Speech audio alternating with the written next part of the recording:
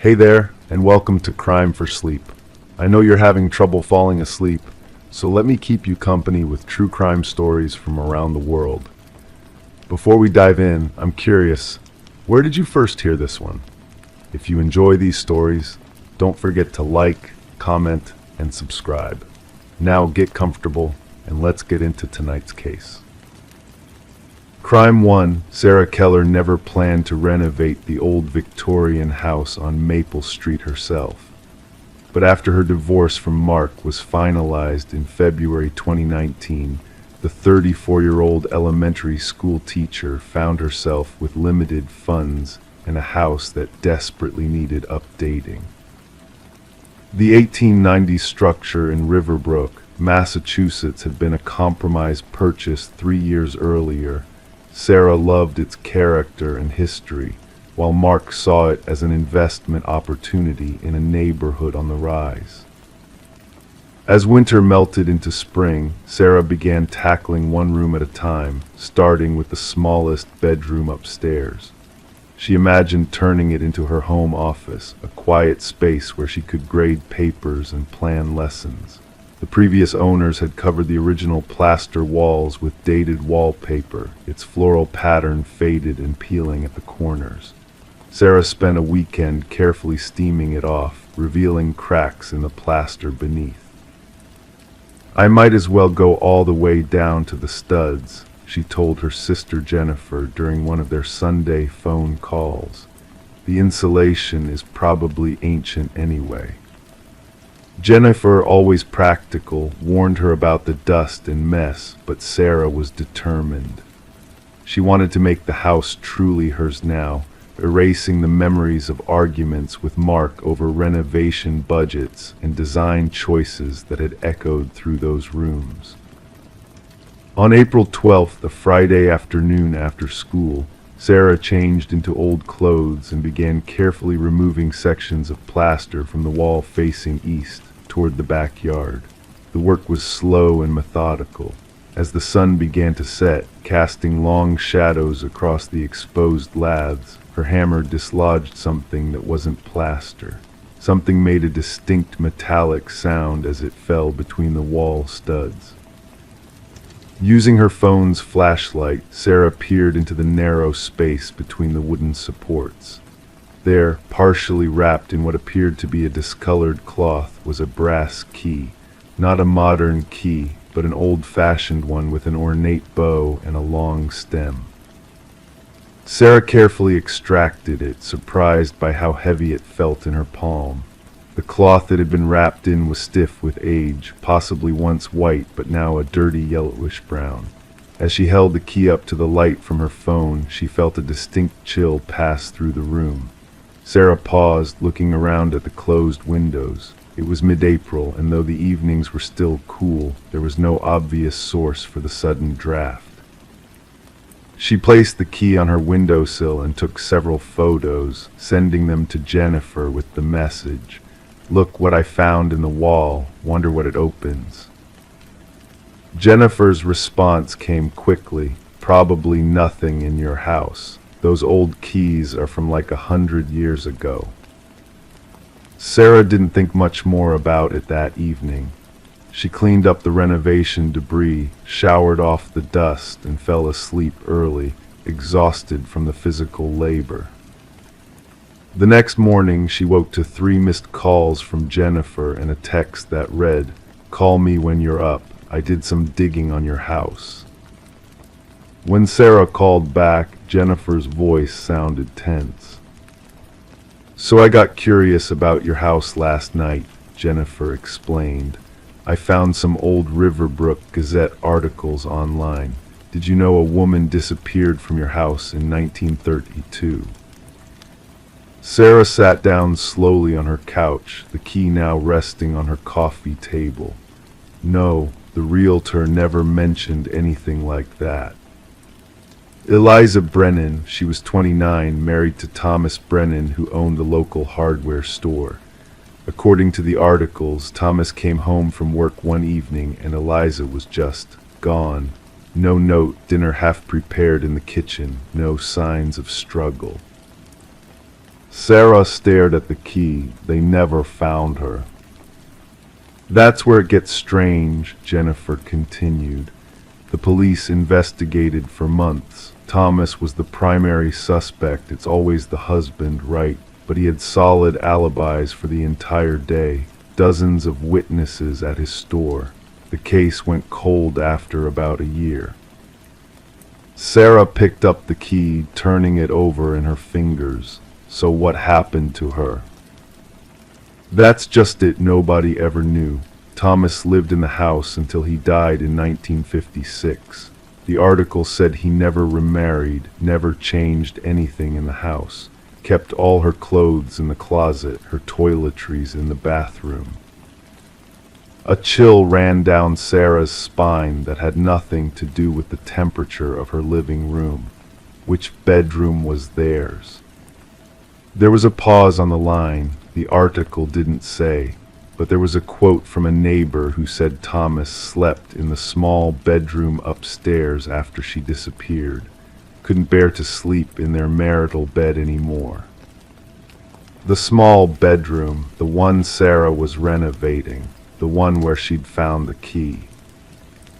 Over the next few weeks, Sarah continued her renovation cautiously.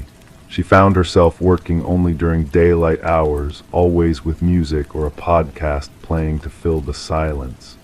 The key remained on her coffee table, a conversation piece when friends visited. Most assumed it was merely an interesting antique, but Sarah couldn't shake the feeling that it was connected to Eliza's disappearance. In May, Sarah met her elderly neighbor, Margaret Wilson, who had lived next door for over 50 years. "Your house has such history," Margaret commented over tea in her sunroom. "My mother used to tell me stories about the Brennans." Sarah leaned forward. Did she know them personally? "Oh yes, my mother was younger than Eliza, but they were in the same church group. She always said Thomas was devoted to Eliza. That's why everyone was so confused when she vanished." "Did your mother have any theories?" Sarah asked carefully. Margaret's eyes grew distant. Mother believed Eliza left on her own. Said she once overheard Eliza talking about feeling trapped in Riverbrook, dreaming of seeing the world. But leaving one's husband just wasn't done back then, not in the open anyway. After their conversation, Sarah found herself obsessively researching the Brennan case online. She discovered that Thomas had indeed been investigated thoroughly, but with no evidence of foul play and no body ever found, the case had eventually been classified as a missing person rather than a homicide. One article mentioned that shortly after Eliza's disappearance, Thomas had the house's cellar floor re-cemented. When questioned, he claimed it was to fix water damage from spring flooding. The police had apparently considered excavating, but never obtained a warrant due to lack of evidence. Sarah's cellar had been finished when she bought the house. The previous owners had converted it to a laundry room and storage area with modern tile flooring. Had anyone ever checked beneath? In June, curiosity finally overcame her apprehension. Sarah hired a contractor to inspect the cellar for possible structural issues. When the contractor arrived, a stocky man in his 50s named Bill, Sarah casually mentioned the house's history. "Oh, the Brennan house," Bill nodded. "My grandfather used to talk about that case. He was on the police force back then." Sarah tried to keep her voice steady. Did he think Thomas was guilty? Bill knelt, tapping on different sections of the tile floor. Grandpa wasn't sure. Said Thomas seemed genuinely devastated, but something never sat right. Thomas refused to leave the house, refused to believe she'd run off. Said she'd never leave without her mother's sapphire necklace, but they never found that either. A sapphire necklace. Sarah thought about the key, still sitting on her coffee table upstairs. After an hour of inspection, Bill stood up. Foundation looks solid. No signs of shifting or water damage under these tiles. Whatever work was done in the 30s, it was done well. That night, Sarah dreamed of a woman in 1930s clothing standing at the foot of her bed, pointing toward the small bedroom. She woke gasping at 3:17 a.m., her room ice cold despite the June warmth outside. The next day, Sarah returned to the small bedroom renovation. As she carefully removed the last section of plaster from the eastern wall, her hammer hit something solid behind the lath. Not wood, not pipe, but something that made a hollow sound. Using a crowbar, Sarah carefully pried away the wooden laths to reveal a small metal box built into the wall, approximately 6 inches square. It had a keyhole.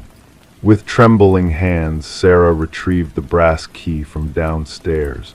It slid into the lock smoothly, as if it had been waiting almost 90 years for this moment.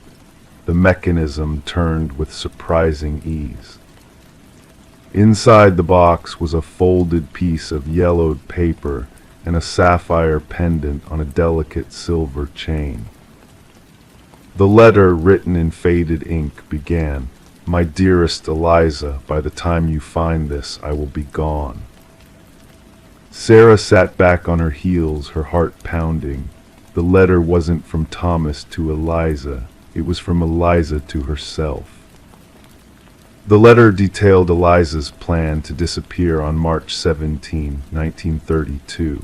She had fallen in love with a woman named Catherine who taught piano at the local school. They had made arrangements to meet in Chicago, where they could live together far from the judgmental eyes of Riverbrook. Eliza had created an elaborate ruse, making it appear she had been taken against her will. "Thomas is a good man," the letter read, "but he cannot give me the life I need. I've left him clues that only he would understand, leading to this box. If you are reading this and you are not Thomas, please know that I chose freedom, whatever the cost."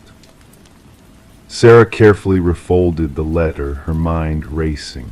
Had Thomas found the clues? Had he discovered the truth and, heartbroken, cemented over whatever evidence remained of Eliza's escape plan in the cellar? Or had he died still believing his wife had met with foul play? In the weeks that followed, Sarah tried to track down what had happened to Eliza after her disappearance. She found census records from 1940 showing an Eliza Bennett, Eliza's maiden name, living in Chicago with a Catherine Morris. Both were listed as music teachers, sharing an apartment on the city's north side. They had gotten away with it. They had found their freedom. Sarah decided to keep the sapphire necklace and the letter, but she never reported her discovery to anyone except Jennifer. Some secrets, she felt, deserved to remain private, honored but not exposed. The small bedroom became her office as planned, but Sarah hung a small framed photograph she'd found in the Historical Society's archives, a group picture of Riverbrook's church choir from 1930, with Eliza Brennan standing in the back row, a slight smile on her face. A woman Sarah now recognized as Catherine Morris stood beside her, their shoulders almost touching. The key remained in the lock of the small metal box, which Sarah left embedded in the wall, covering it with a bookshelf. On quiet nights when the house settled around her, Sarah sometimes felt that peculiar cold breeze pass through the office, though all the windows remained closed. But now, instead of fear, it brought her a strange sense of peace, as if Eliza was simply checking to ensure her secret remained safe in the hands of someone who understood the difficult choices women sometimes make in search of their true lives. To this day, Riverbrook's older residents occasionally mention the Brennan mystery as one of the town's unsolved tragedies. Only Sarah knows the truth, that what appeared to be a tragedy was actually an escape, a carefully orchestrated disappearance that led to a life of love long hidden from history's judgment. And sometimes, on March 17th each year, Sarah places fresh flowers beneath Eliza's photograph, a quiet acknowledgement between women separated by generations but connected by the secrets of the house on Maple Street. Crime 2, Sarah Walsh had always been a creature of habit. The 34-year-old bookkeeper lived in the quiet town of Millfield, Massachusetts, where neighbors recognized her by the rhythmic click of her sensible heels as she walked to work each morning at precisely 7:45. Her small colonial home on Maple Street, with its neat garden and freshly painted shutters, reflected the ordered life she had carefully constructed after her divorce 3 years earlier. Friends described Sarah as methodical, perhaps overly so. Her kitchen cupboards were organized alphabetically, her clothes hung in her closet arranged by color then by season. Even her morning routine never varied: coffee with 1 sugar, yogurt with berries, and 15 minutes reading the news before leaving for work. This predictability gave her comfort in a world that had once spun out of control. When Sarah decided to renovate her home in the spring of 2019, she approached it with the same careful planning. She researched contractors for months before hiring Daniel Carver, a local handyman with stellar recommendations and prices that fit her modest budget. The project began with the living room, new paint, updated fixtures, and refinished hardwood floors hidden beneath an old area rug that had come with the house. On April 17th, Daniel arrived at 8:00 a.m. to begin removing the furniture and preparing the space. Sarah had taken the day off work to oversee the project's beginning. Neighbors would later recall how ordinary the morning seemed: Sarah waving to Mrs. Henderson next door, accepting a delivery of paint supplies, closing her front door for what would be the last normal moment of her life. At 10:13 a.m., Daniel Carver called 911. His voice, according to the dispatcher who took the call, was unnaturally calm. He reported finding something disturbing beneath the living room rug. When officers arrived 12 minutes later, they found Sarah sitting silently on her porch swing, her face drained of color, while Daniel waited in his truck, refusing to go back inside. What they discovered in the living room would haunt the small community for years to come. When Sarah and Daniel had pulled back the heavy wool rug that morning, they exposed more than just the expected hardwood. Carved directly into the floor in crude, childlike letters was a list of names. 5 names in total, each one scratched out with deep, violent gouges except for the last one: Sarah Walsh. Detective Laurel Simmons, a 20-year veteran of the Millfield Police Department, arrived at the scene shortly after noon. Her case notes describe the carving as approximately 3 feet in length, with letters ranging from 2 to 3 inches tall, appearing to have been etched with a sharp implement, possibly a knife or chisel. Forensic analysis would later suggest the carving was at least 15 years old, long before Sarah had purchased the house. The names above Sarah's had been scratched out so thoroughly that only fragments remained visible. Partial reconstruction would eventually identify ENNIFERM and OBYNCA among them. The significance of these names would not become clear for months. As investigators combed through property records, a disturbing pattern emerged. The house on Maple Street had changed hands frequently over the previous 2 decades, with no owner staying longer than 3 years. Sarah had purchased it from a bank after a foreclosure, never meeting the previous occupants. The last recorded long-term owner was a Harold Larson, who had lived there from 1987 until his death in 2004. Sarah initially stayed with her sister in a neighboring town. She couldn't bear to sleep in the house knowing what lay beneath her living room floor. Police interviews reveal her growing obsession with the names on the list, particularly why hers was included and who might have put it there. How could someone have known, years before she bought the house, that someone named Sarah Walsh would live there? Detective Simmons pursued a theory that the carving might be a coincidence. Perhaps Sarah Walsh referred to someone else entirely. But as spring turned to summer, the investigation took an unsettling turn. Records showed that 3 women had gone missing from counties surrounding Millfield between 1999 and 2002. One of them was named Jennifer Moss, another Robin Carter. The names matched the partial fragments found on Sarah's floor. On June 23rd, Sarah returned to her home, determined not to be driven away. She had the floors completely replaced and installed new carpeting throughout the house.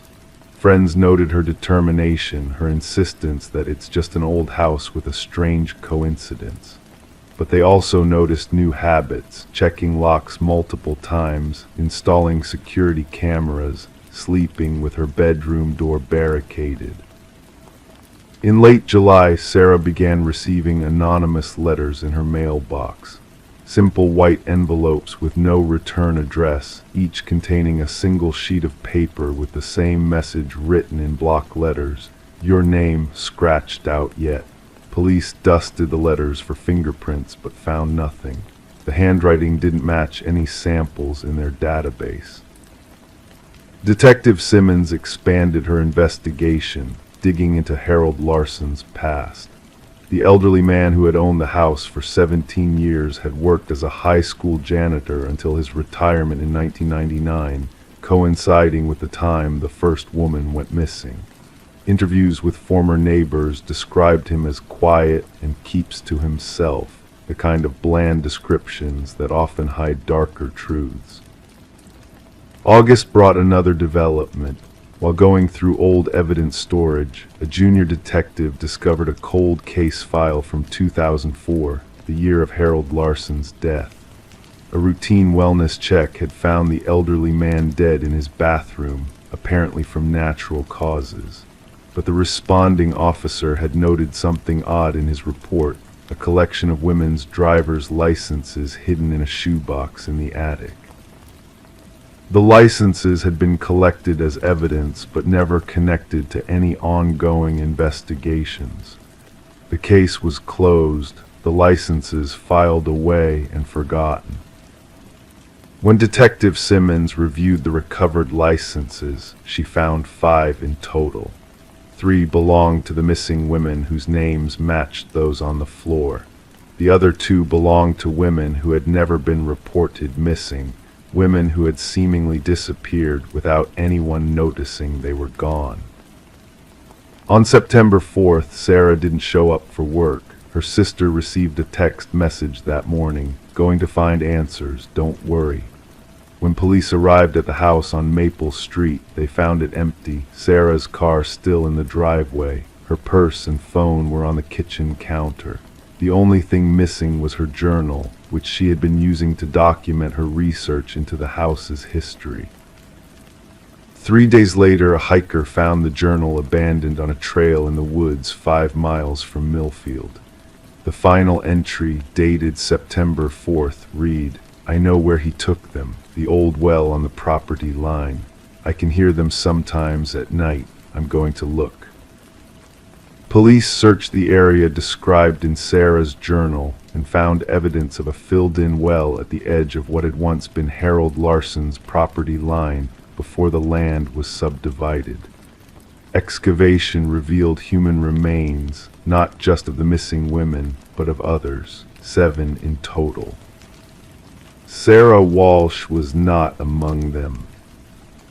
The investigation into Harold Larson's activities became the largest in the county's history. Evidence suggested he had been active as a predator for decades, carefully selecting victims and meticulously planning their disappearances.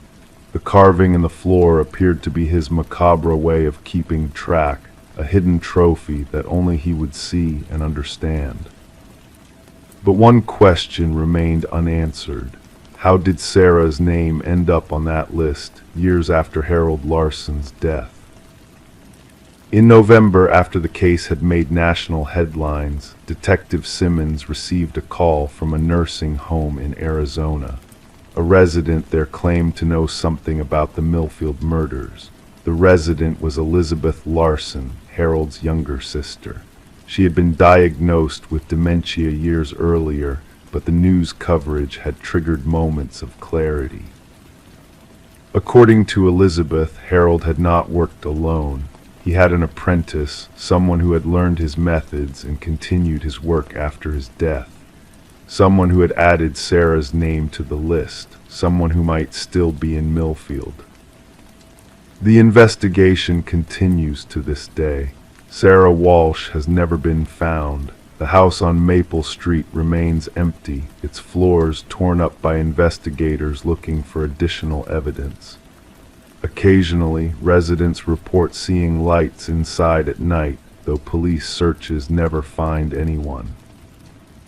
And in the surrounding towns, real estate agents have begun finding a disturbing trend: homes with names carved into hidden places, under carpets, behind wallpaper, inside closets, names of people who haven't disappeared yet.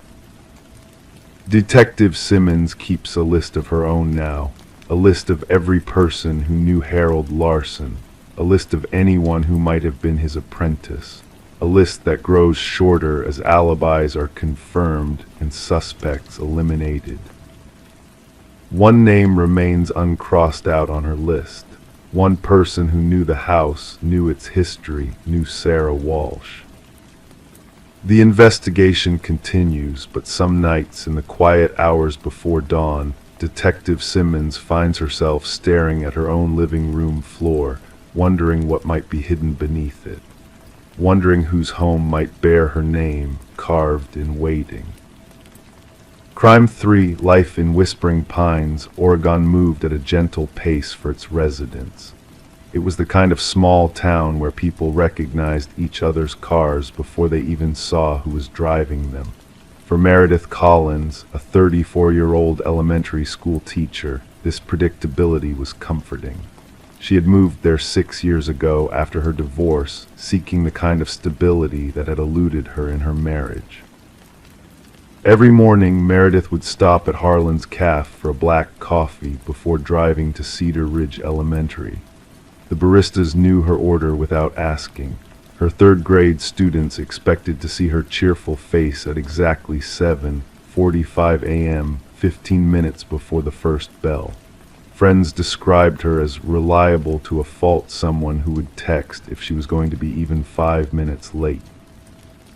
Which is why, on the morning of November 12, 2023, when Meredith didn't arrive at school, didn't answer her phone, and didn't call in sick, everyone immediately knew something was wrong. The school principal, Dana Winters, called Meredith's sister, Jessica, who lived one town over.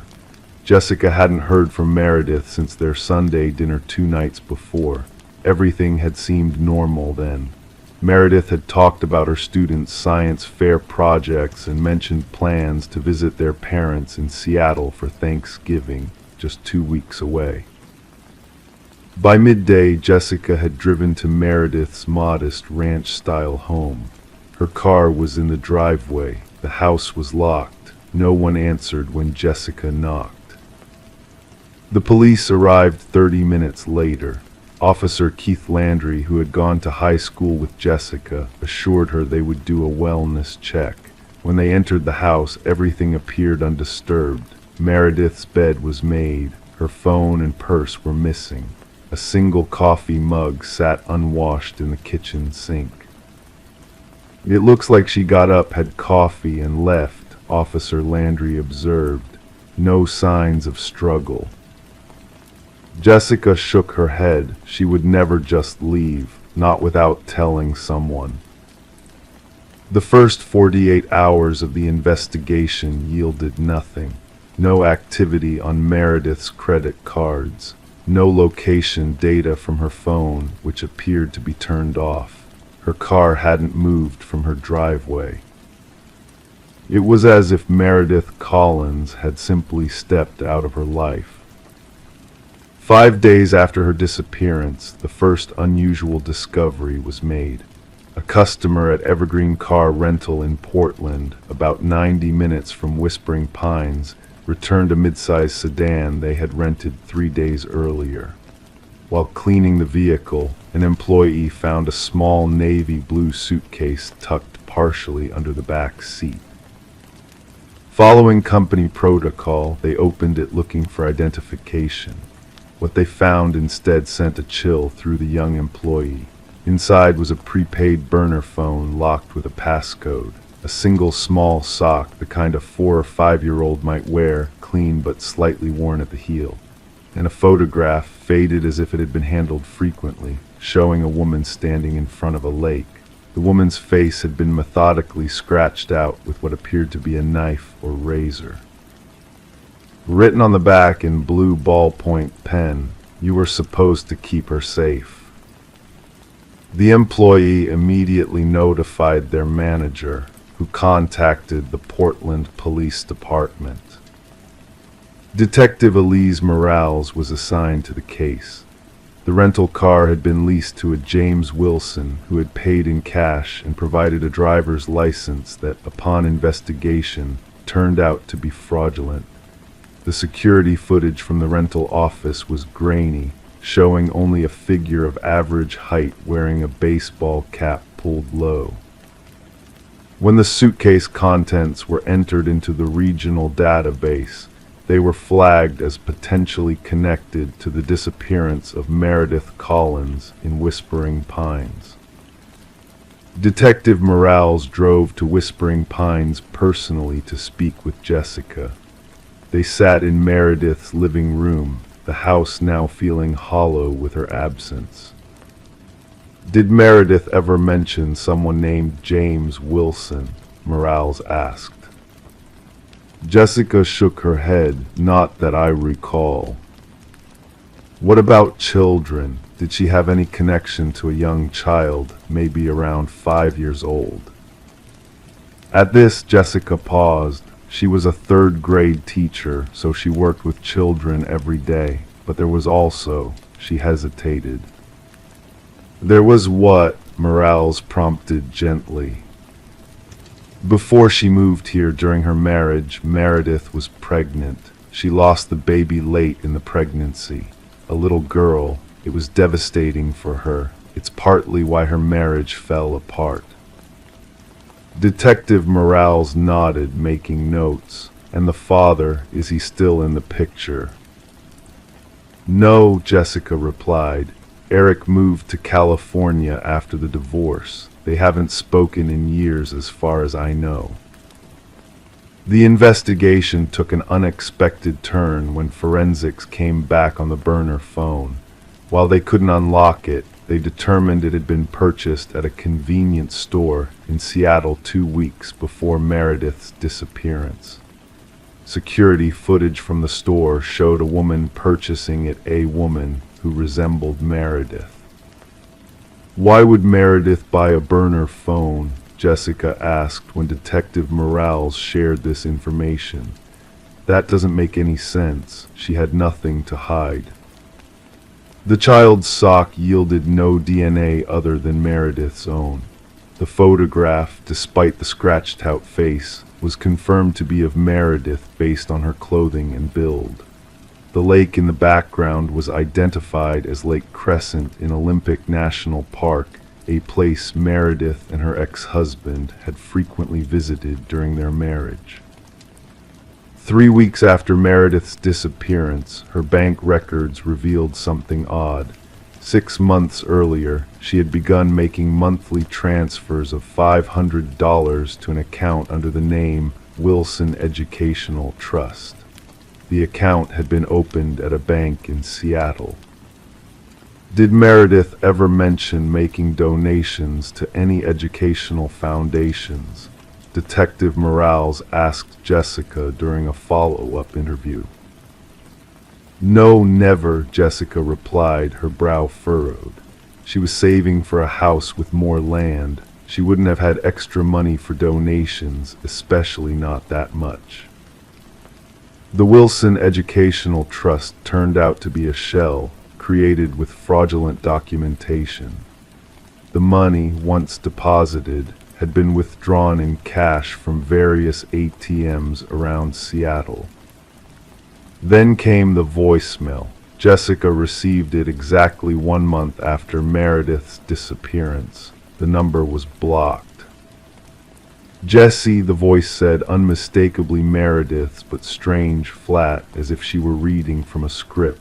I'm safe, don't look for me. Sometimes the past doesn't stay buried. I should have known better. Before the message ended, there was a sound in the background, what sounded like a child crying. The investigation intensified. Detective Morales dug deeper into Meredith's past. Eric Collins, the ex-husband, was located in San Diego. He had remarried and had a 4-year-old daughter. He appeared genuinely shocked by Meredith's disappearance and cooperated fully with the investigation. His whereabouts during the relevant time period were easily verified. But then, while searching through Meredith's email archives, investigators found a series of emails from an address that consisted only of numbers. They had been automatically filtered to a folder labeled "Not Important."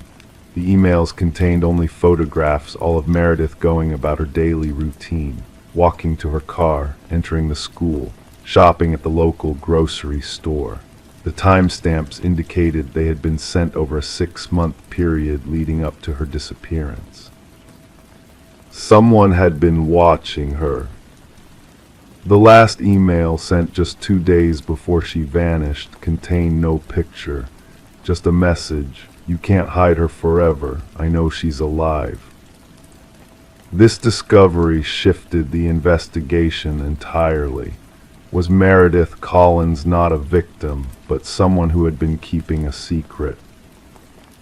Investigators returned to the timeline of Meredith's pregnancy and the supposed death of her baby girl. The hospital records confirmed she had been admitted with complications in her 3rd trimester, but the death certificate for the infant contained discrepancies.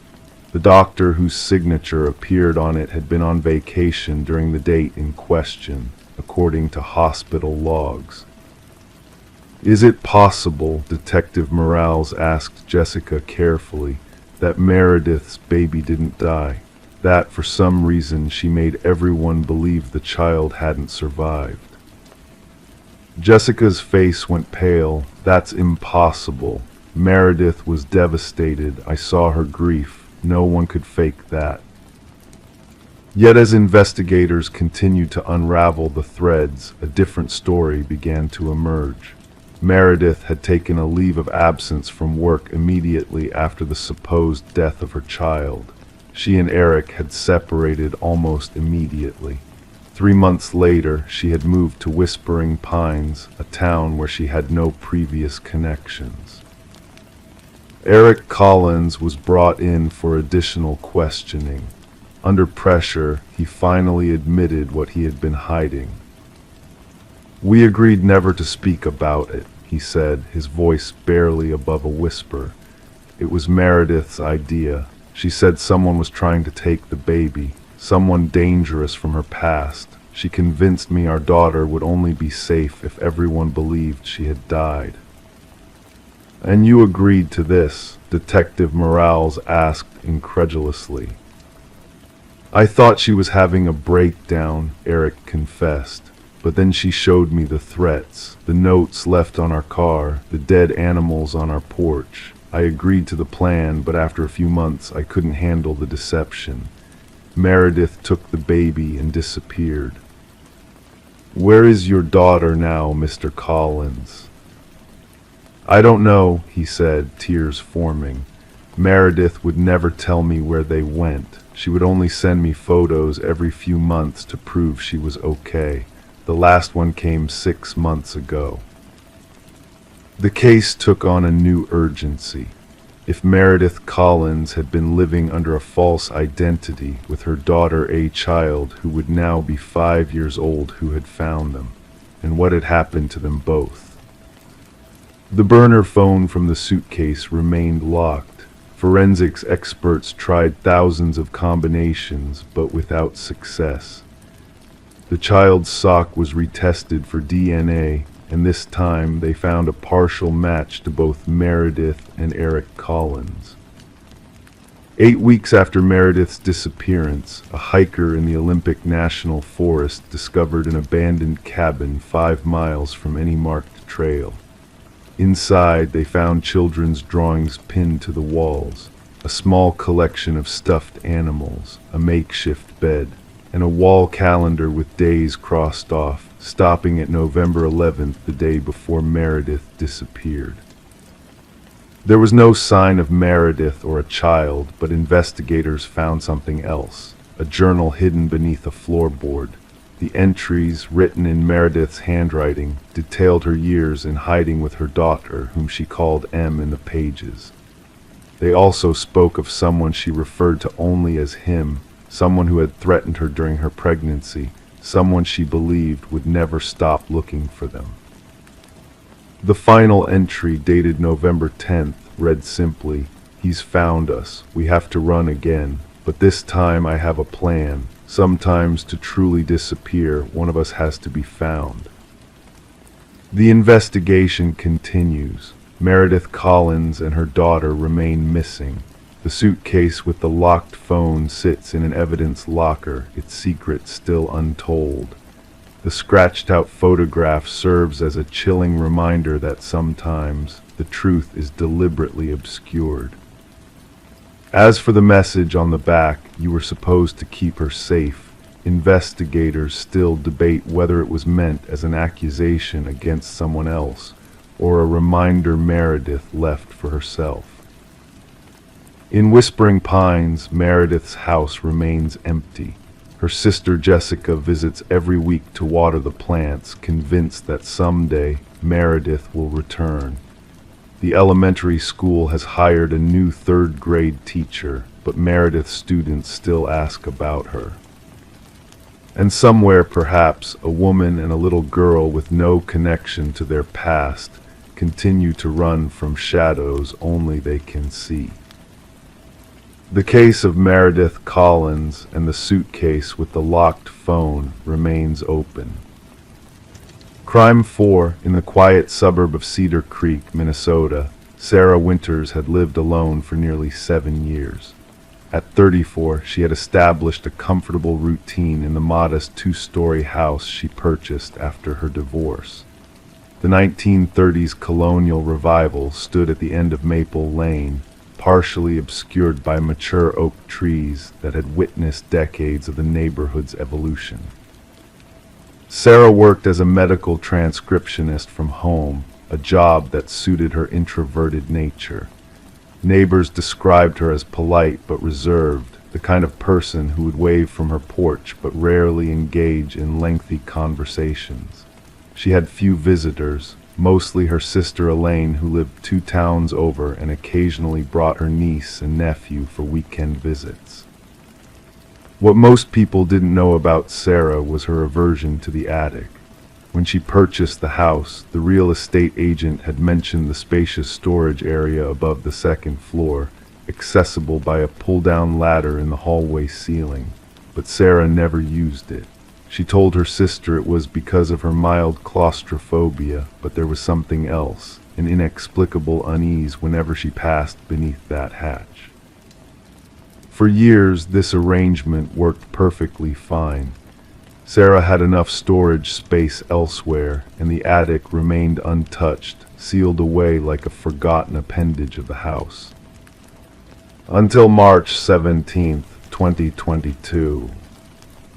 It began with sounds subtle at first. Sarah initially attributed the occasional creaks and shifts to the house settling, especially during the transition from winter to spring when temperature fluctuations caused the wooden structure to expand and contract. But gradually the noises became more distinct, footsteps, not the random creaks of an aging house, but deliberate, measured steps moving across what could only be the attic floor. The first few times she heard them, Sarah convinced herself it was squirrels or raccoons that had somehow found their way inside. She even called a local pest control company, but their inspection revealed no signs of animal intrusion. The technician suggested it might be the house settling after all, perhaps exacerbated by recent heavy rains. Sarah wanted to believe this explanation, but the footsteps continued, following patterns too regular to be random house noises. Sometimes they crossed from one end of the attic to the other, sometimes they paced in small circles, and occasionally, most disturbingly, they seemed to pause directly above her bedroom. On April 5th, after 3 weeks of escalating anxiety and sleepless nights, Sarah finally mustered the courage to investigate. It was just after 10 a.m. on a Tuesday. The footsteps had been particularly active that morning, starting before dawn and continuing with unusual persistence. With trembling hands, she extended the retractable ladder and climbed slowly toward the hatch. The attic had no electric light, so she carried a heavy flashlight, gripping it tightly enough that her knuckles turned white. The hatch opened with surprising ease, suggesting recent use. What Sarah discovered in the attic defied rational explanation. Instead of the expected rafters, insulation, and stored holiday decorations, she found herself staring at an exact replica of her own bedroom. Every detail had been meticulously recreated, from the pale blue walls to the white oak furniture she had inherited from her grandmother. The queen-sized bed was positioned exactly as it was in her actual bedroom below, with the same floral duvet cover and arrangement of decorative pillows. Her reading lamp sat on the identical nightstand, next to the same stack of mystery novels she was currently working through. Even more unsettling were the personal items. On the dresser stood framed photographs of her family, the same photos that were displayed in her real bedroom. A half-empty glass of water sat on the nightstand, and draped over the chair in the corner were clothes she recognized as her own, a gray cardigan and black leggings she had worn the previous day. Sarah backed away in horror, nearly falling down the ladder. She slammed the attic hatch shut and called her sister, who insisted she leave the house immediately. Sarah spent the next 3 nights at Elaine's home while they debated what to do. "You need to call the police," Elaine urged, but Sarah hesitated. What would she tell them? That someone had created a duplicate of her bedroom in her attic. That someone had been living above her, watching her, perhaps for months or even years. The implications were too disturbing to process. Against her sister's advice, Sarah returned home on April 9th. She installed additional locks on her doors and windows and purchased a security camera system. However, she couldn't bring herself to open the attic hatch again. Instead, she sealed it shut with several layers of duct tape. The footsteps stopped after that, but other disturbances began. Small items disappeared from her home, a hairbrush, a tube of lipstick, a coffee mug, only to reappear days later in slightly different locations. Several times, Sarah noticed that clothing she had placed in her hamper had been washed, folded, and returned to her dresser. Once, she found a warm cup of tea on her kitchen counter when she was certain she hadn't prepared one. On April 23rd, Sarah finally contacted the Cedar Creek Police Department. Officer James Morales and his partner responded to her call. Their initial skepticism was evident as Sarah recounted her experiences, and she could tell they suspected psychological issues rather than an intruder. Nevertheless, they agreed to inspect the attic. When they removed the duct tape and opened the hatch, they found exactly what one would expect in an attic: exposed beams, insulation, and a few dusty boxes left by previous owners. There was no bedroom replica, no personal items, nothing to substantiate Sarah's claims. "Ma'am, there's nothing unusual up here," Officer Morales reported, his tone gentle but dismissive. "Perhaps you were very tired that day or had a vivid dream." Sarah knew what she had seen, but faced with the officer's disbelief and the now ordinary attic, she began to question her own sanity. Had she imagined the entire thing? Was she experiencing some kind of breakdown? The police suggested she consult with a mental health professional and left with promises to drive by her house occasionally during their regular patrols.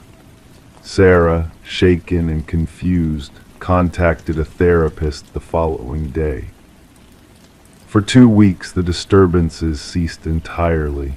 No footsteps, no moved objects, no inexplicable cups of tea. Sarah began to believe that perhaps the officers had been right. Maybe she had experienced a brief psychotic episode brought on by stress and isolation. Then on May 7th, while sorting through mail, Sarah discovered a Polaroid photograph slipped between envelopes. It showed her sleeping in her bed, clearly taken from above. On the white border beneath the image, written in unfamiliar handwriting, were the words, "I'm still here." Terrified, Sarah immediately contacted Officer Morales, who returned with a detective named Lisa Harmon.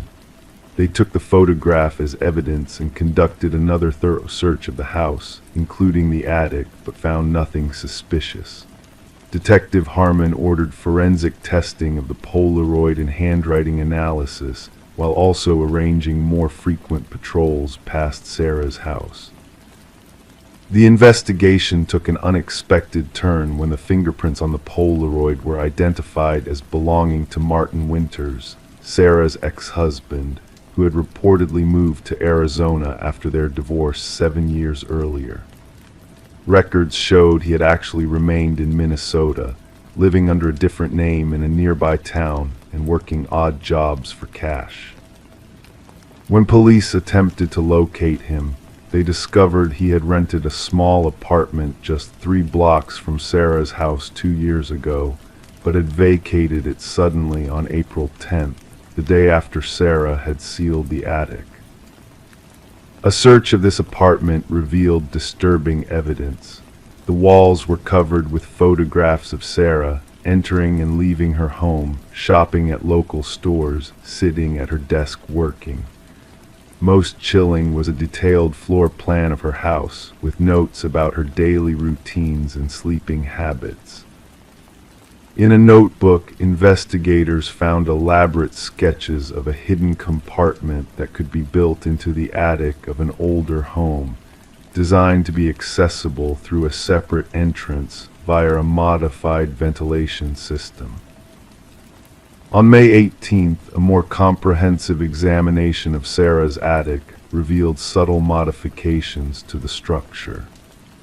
A section of the roof had been carefully altered to create a narrow access point from the exterior, and a portion of the attic had been walled off with material that matched the existing architecture so perfectly it was nearly undetectable.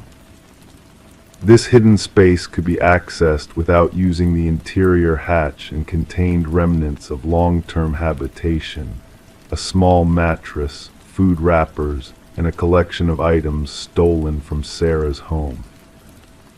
It appeared that Martin had created a secret living space directly above his ex-wife's bedroom, where he could observe her through small holes drilled in the ceiling and covered with nearly invisible mesh. The duplicate bedroom Sarah had seen was likely a staged scene Martin had created to gaslight her if she ever discovered his hiding place, making her question her sanity if she reported what she'd found. Despite an extensive manhunt, Martin Winters was never located. Investigators theorized that he had been planning this elaborate scheme since shortly after the divorce, possibly purchasing the house before Sarah using a straw buyer, and then manipulating her into discovering it through a real estate agent he had connections with. Sarah never returned to live in the house on Maple Lane.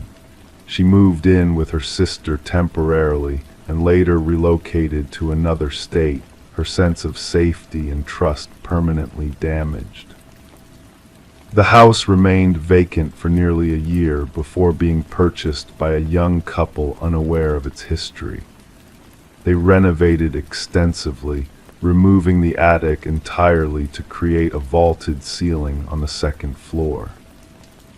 3 months after they moved in, the wife reported hearing footsteps at night coming from somewhere above their bedroom. The police investigation found nothing, and the couple still lives there today, though neighbors say they rarely see them venture outside after dark. The case of Martin Winters remains open, with occasional reported sightings but no confirmed location. Detective Harmon, who still keeps the file on her desk, believes he may have created similar hiding places in other homes, watching and waiting with the infinite patience of obsession. In Cedar Creek, residents now routinely check their attics, and local home inspectors offer specialized services to detect unauthorized modifications. But for those familiar with the case, the most disturbing question remains unanswered. How many nights did Sarah sleep while someone watched silently from above, close enough to reach down and touch her, separated only by a layer of ceiling and the fragile illusion of privacy we all depend upon? Crime 5. Sarah Nichols never paid much attention to the old Electrolux vacuum cleaner that had been left in the storage closet of her new home. It was a relic from another time, bulky, seafoam green, with a cylindrical body that reminded her of a small submarine. When she and her husband Mark moved into the modest 3-bedroom colonial in Millfield, Connecticut, the previous owners had mentioned they were leaving behind a few household items that might be useful. The vacuum was among them. For 8 months, the vacuum remained untouched, collecting dust rather than removing it. Sarah preferred her cordless Dyson, a wedding gift from her parents. The old vacuum was forgotten until that rainy Tuesday in April when Sarah decided it was finally time to deep clean the guest bedroom before her mother-in-law's upcoming visit. Sarah was 32, with a quiet demeanor that belied her observant nature. She worked as a medical records specialist at Millfield General Hospital, a job that required attention to detail and a respect for confidentiality. Mark was an account manager for a software company, often traveling for work. They had chosen Millfield for its safe streets and good schools, planning ahead for the family they hoped to start. The Nichols home on Oakwood Drive was nestled in a neighborhood of similar houses, each with neatly trimmed lawns and established maple trees that turned brilliant shades of orange and red each autumn. Neighbors described the couple as friendly but private. They'd wave from the driveway or chat briefly at community events, but they weren't the type to host barbecues or drop by unannounced with homemade cookies.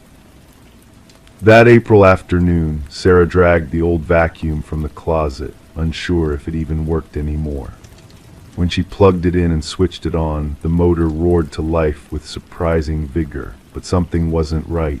As she pushed it across the guest room carpet, she noticed an unsettling rattle coming from inside, a distinct sound of something solid shifting around in the dust canister. At first, she assumed it was a coin or perhaps a small toy left behind by the previous owner's children. But when the rattling persisted, Sarah's curiosity got the better of her. She turned off the vacuum and carefully opened the canister, expecting to find years of accumulated dirt and debris. Instead, what she found made her breath catch in her throat. Tucked inside the canister was a manila folder, sealed in a clear plastic bag. The folder was slightly bent to fit inside the cylindrical space, but otherwise appeared undamaged. Sarah carefully removed it, her heart inexplicably racing as she peeled back the plastic. Inside the folder were several printed email exchanges, surveillance photographs of various houses, including one that looked eerily like her own, and a handwritten list of addresses. At the bottom of the stack was a yellow sticky note with the words "Last Target" scrawled in tight, controlled handwriting. Below these words was Sarah's new address, 47 Oakwood Drive. Sarah sat on the edge of the guest bed, the folder trembling in her hands. The emails were dated from 2 years earlier between someone using the handle Night Watcher and another person identified only as Handler. They discussed surveillance objectives, acquisition targets, and clean operations. The language was vague but unmistakably sinister. The photographs showed homes at different times of day, some in early morning light, others at dusk. Each photo had a date and time stamp in the corner. One showed a man leaving his front door with a briefcase. Another captured a woman unloading groceries from her car. And there, in the middle of the stack, was a photo of Sarah's house, taken before she and Mark had moved in, with the previous owners visible through the kitchen window. Detective Michael Reeves had been with the Millfield Police Department for 17 years. At 45, he had the weathered face of someone who had seen too much, but hadn't lost his fundamental belief in humanity. When Sarah Nichols walked into the station that afternoon, clutching a manila folder to her chest, Reeves was finishing paperwork from a routine traffic accident. "I found this inside a vacuum cleaner," Sarah explained, her voice barely above a whisper as she placed the folder on his desk. I think someone was watching our house before we moved in. Maybe they still are." Reeves listened carefully as Sarah recounted finding the folder. He examined each document methodically, his expression giving away nothing. But internally, alarm bells were ringing. The emails, the photos, the list, they suggested surveillance that was professional, organized, and potentially dangerous. "Mrs. Nichols, do you know anything about the previous owners of your home?" Reeves asked, keeping his tone casual to avoid frightening her further. "Not much," Sarah admitted. "The Bennetts, Robert and Ellen, they were an older couple moving to Florida for retirement. We never met them in person. Everything went through the realtors." Reeves nodded, making notes. "And the vacuum, you're certain it was left by them?" "That's what our realtor told us. They left a few appliances behind." "I'd like to take this folder and its contents for further investigation," Reeves said, "and I'd like an officer to accompany you home, just as a precaution." As Officer Tanya Wilson drove Sarah home, rain began to fall again, harder now, drumming on the patrol car's roof. Sarah stared out the window, watching familiar streets suddenly seem foreign and threatening. Every parked car looked suspicious. Every pedestrian with an umbrella became a potential observer. At home, Officer Wilson performed a thorough check of the property while Sarah called Mark, who was on a business trip in Chicago. He promised to catch the next flight home. That night, with Officer Wilson parked outside in her cruiser, Sarah lay awake, listening to every creak and groan of the house. The vacuum cleaner had been taken as evidence, but Sarah could still picture it sitting in her closet, harboring its dark secrets all these months. Detective Reeves began his investigation with the Bennetts, now living in a retirement community in Sarasota. His phone call caught them off guard. "A vacuum cleaner," Robert Bennett repeated, confusion evident in his voice. "We didn't leave any vacuum behind. Ellen insisted on taking our meal to Florida, paid extra to have the movers pack it." Ellen Bennett confirmed her husband's statement. "I've never owned an Electrolux, detective, certainly not a green one." Reeves felt a chill run down his spine. "Mr. and Mrs. Bennett, did you experience anything unusual before you moved?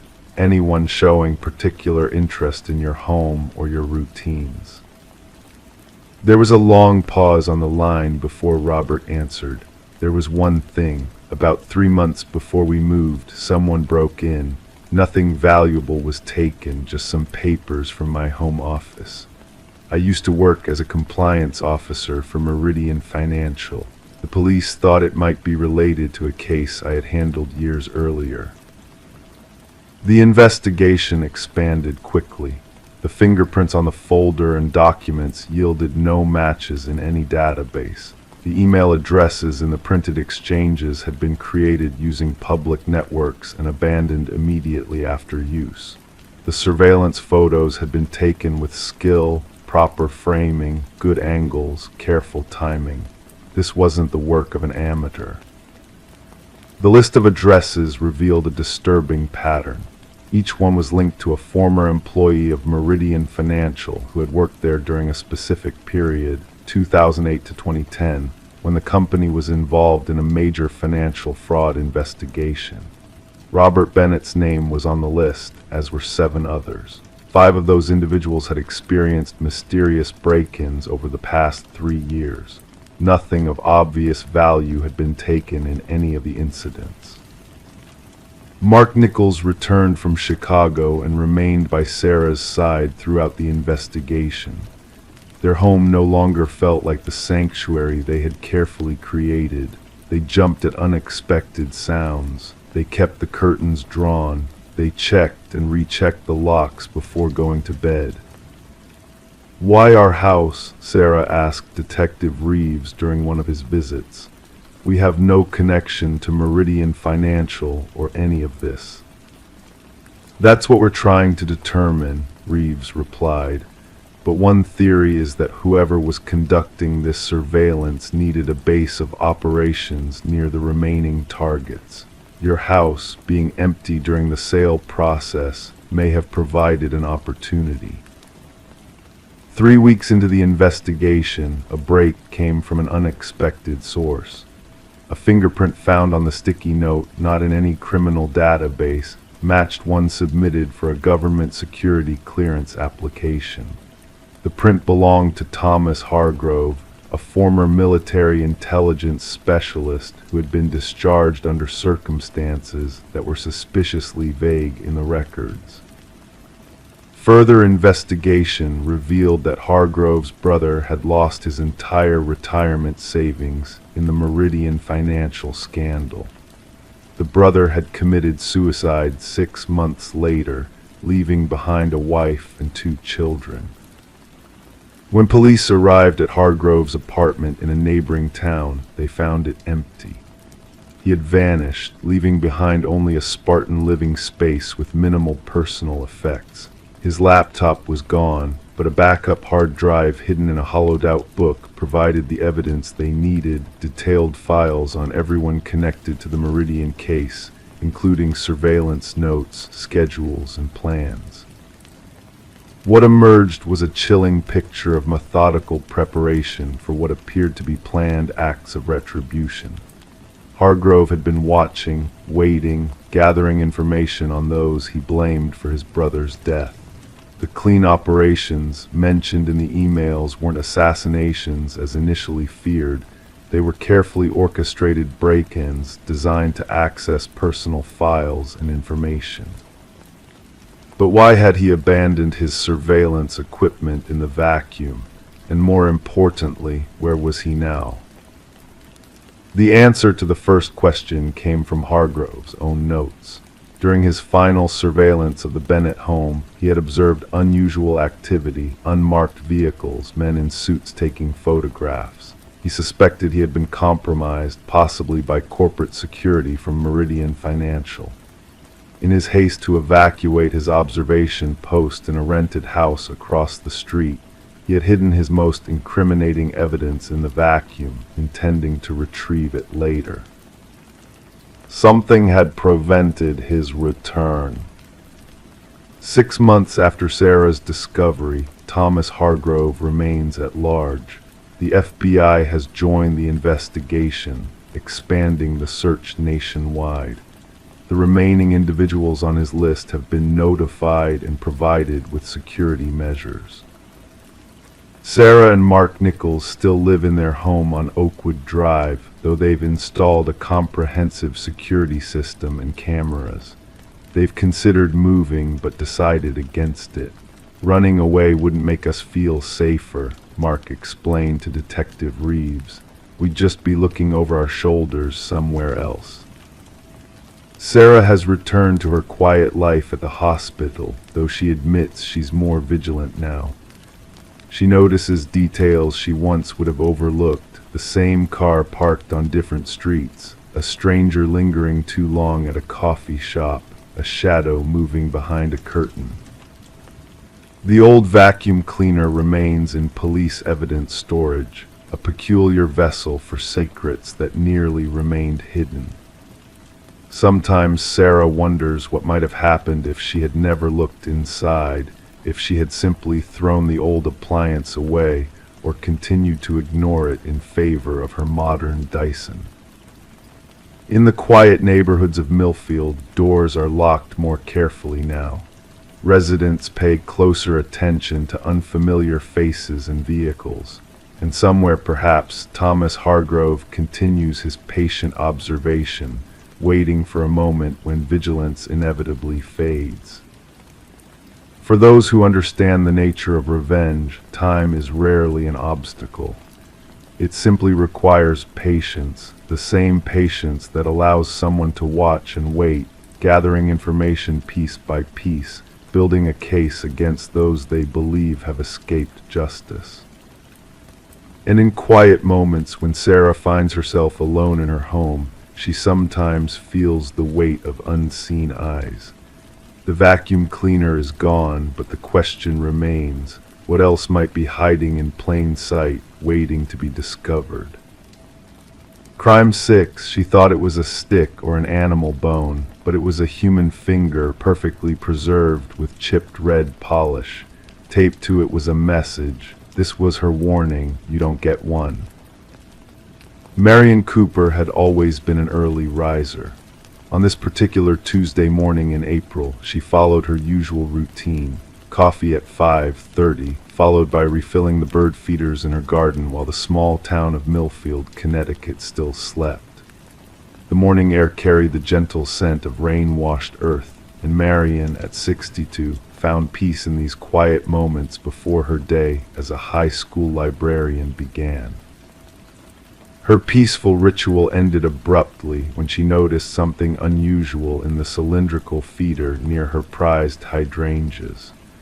Something that didn't belong among the black sunflower seeds, something pale and slender. When she realized what she was looking at, Marion didn't scream. She simply stood there, the world narrowing to the severed human finger with its chipped red nail polish, nestled among the bird seed as if it belonged there. The small note attached to it with clear tape seemed almost secondary to the horror of the finger itself. Detective Paul Mercer received the call at 6:17 a.m. By the time he arrived at the Cooper residence on Willow Lane, Marion had retreated to her kitchen, her hands wrapped around a mug of tea gone cold, her gaze fixed on nothing. The finger had been carefully placed in a freezer bag by the first responder, awaiting transport to the lab. "Mrs. Cooper, can you think of anyone who might want to threaten you?" Detective Mercer asked, his voice gentle but probing. He was in his mid-40s, with tired eyes that had seen too much in this quiet town that was supposed to be immune to such horrors. Marion shook her head slowly. "I'm just a librarian," she whispered. "I've lived here for 30 years. Everyone knows me. I don't have enemies." But someone did, and the message suggested that someone else, a woman, had already been harmed. Within hours, the forensics team confirmed what Mercer had already suspected. There were no fingerprints on the note or the freezer bag. The finger itself belonged to a woman, likely in her 30s or 40s. DNA results would take time, but the discovery sent a chill through the detective's spine. In his 20 years of police work, he'd never encountered such a calculated warning. The news of the finger spread through Millfield like wildfire, despite the department's attempts to keep it quiet. By afternoon, theories circulated in whispered conversations at the local diner, the pharmacy, and the high school where Marion worked. Students exchanged wild rumors while teachers tried to maintain normalcy. 3 days passed with no leads. Then a name surfaced: Rebecca Winters, a 34-year-old dental hygienist who had failed to show up for work on Monday. Her boyfriend had reported her missing on Tuesday evening, assuming she'd gone to visit her sister in Boston without telling him something she'd done before during their frequent arguments. Rebecca's apartment revealed no signs of struggle, but a careful examination by forensics found minute traces of blood in the bathroom sink's drain. And in her bedroom closet, a shoebox contained several bottles of nail polish, including one that matched the chipped red on the severed finger. Detective Mercer sat across from Marion Cooper in her living room, the afternoon light casting long shadows across the hardwood floor. "Mrs. Cooper, I need to ask you again. Did you know Rebecca Winters?" Marion's hands trembled slightly as she adjusted her reading glasses. "I knew who she was. Everyone does in a town this size, but we weren't friends or anything." "Did you have any interaction with her recently? Any disagreement, perhaps at the library?" Marion shook her head firmly. "No, nothing like that. I might have checked out books for her over the years, but I don't specifically remember." What Marion didn't say, what she couldn't bring herself to say, was that she had indeed seen Rebecca 3 weeks earlier, arguing intensely with someone in the library parking lot. But that person hadn't been Marion. It had been her son, David. David Cooper, 36, lived in Hartford, 40 minutes away. He visited his mother occasionally, helping with house repairs and having Sunday dinner twice a month. He was divorced, worked as an accountant, and kept to himself. Nothing about him suggested violence or instability. But as Detective Mercer dug deeper, connections began to emerge. David had been a patient at the dental office where Rebecca worked. Phone records showed calls between them dating back 6 months. And when questioned, David's ex-wife mentioned that he had dated someone named Becky briefly the previous year, though she had never met the woman. On day 7 of the investigation, with Rebecca still missing and presumed dead, the case took another unexpected turn. A package arrived at the Millfield Police Department, addressed to Detective Mercer. Inside was a woman's ring finger, the nail polish now removed, along with a USB drive. The video file on the drive showed Rebecca Winters, alive but terrified, reading a statement. "I betrayed someone who trusted me. I revealed secrets that weren't mine to share. This punishment is mercy compared to what could have happened."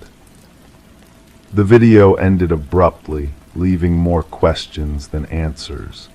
Forensic analysis showed it had been filmed 4 days before the first finger appeared in Marion's bird feeder. As Detective Mercer expanded his investigation, he uncovered a complex web of relationships and secrets. David Cooper wasn't just Rebecca's patient. They had been involved in an affair that ended badly 3 months earlier.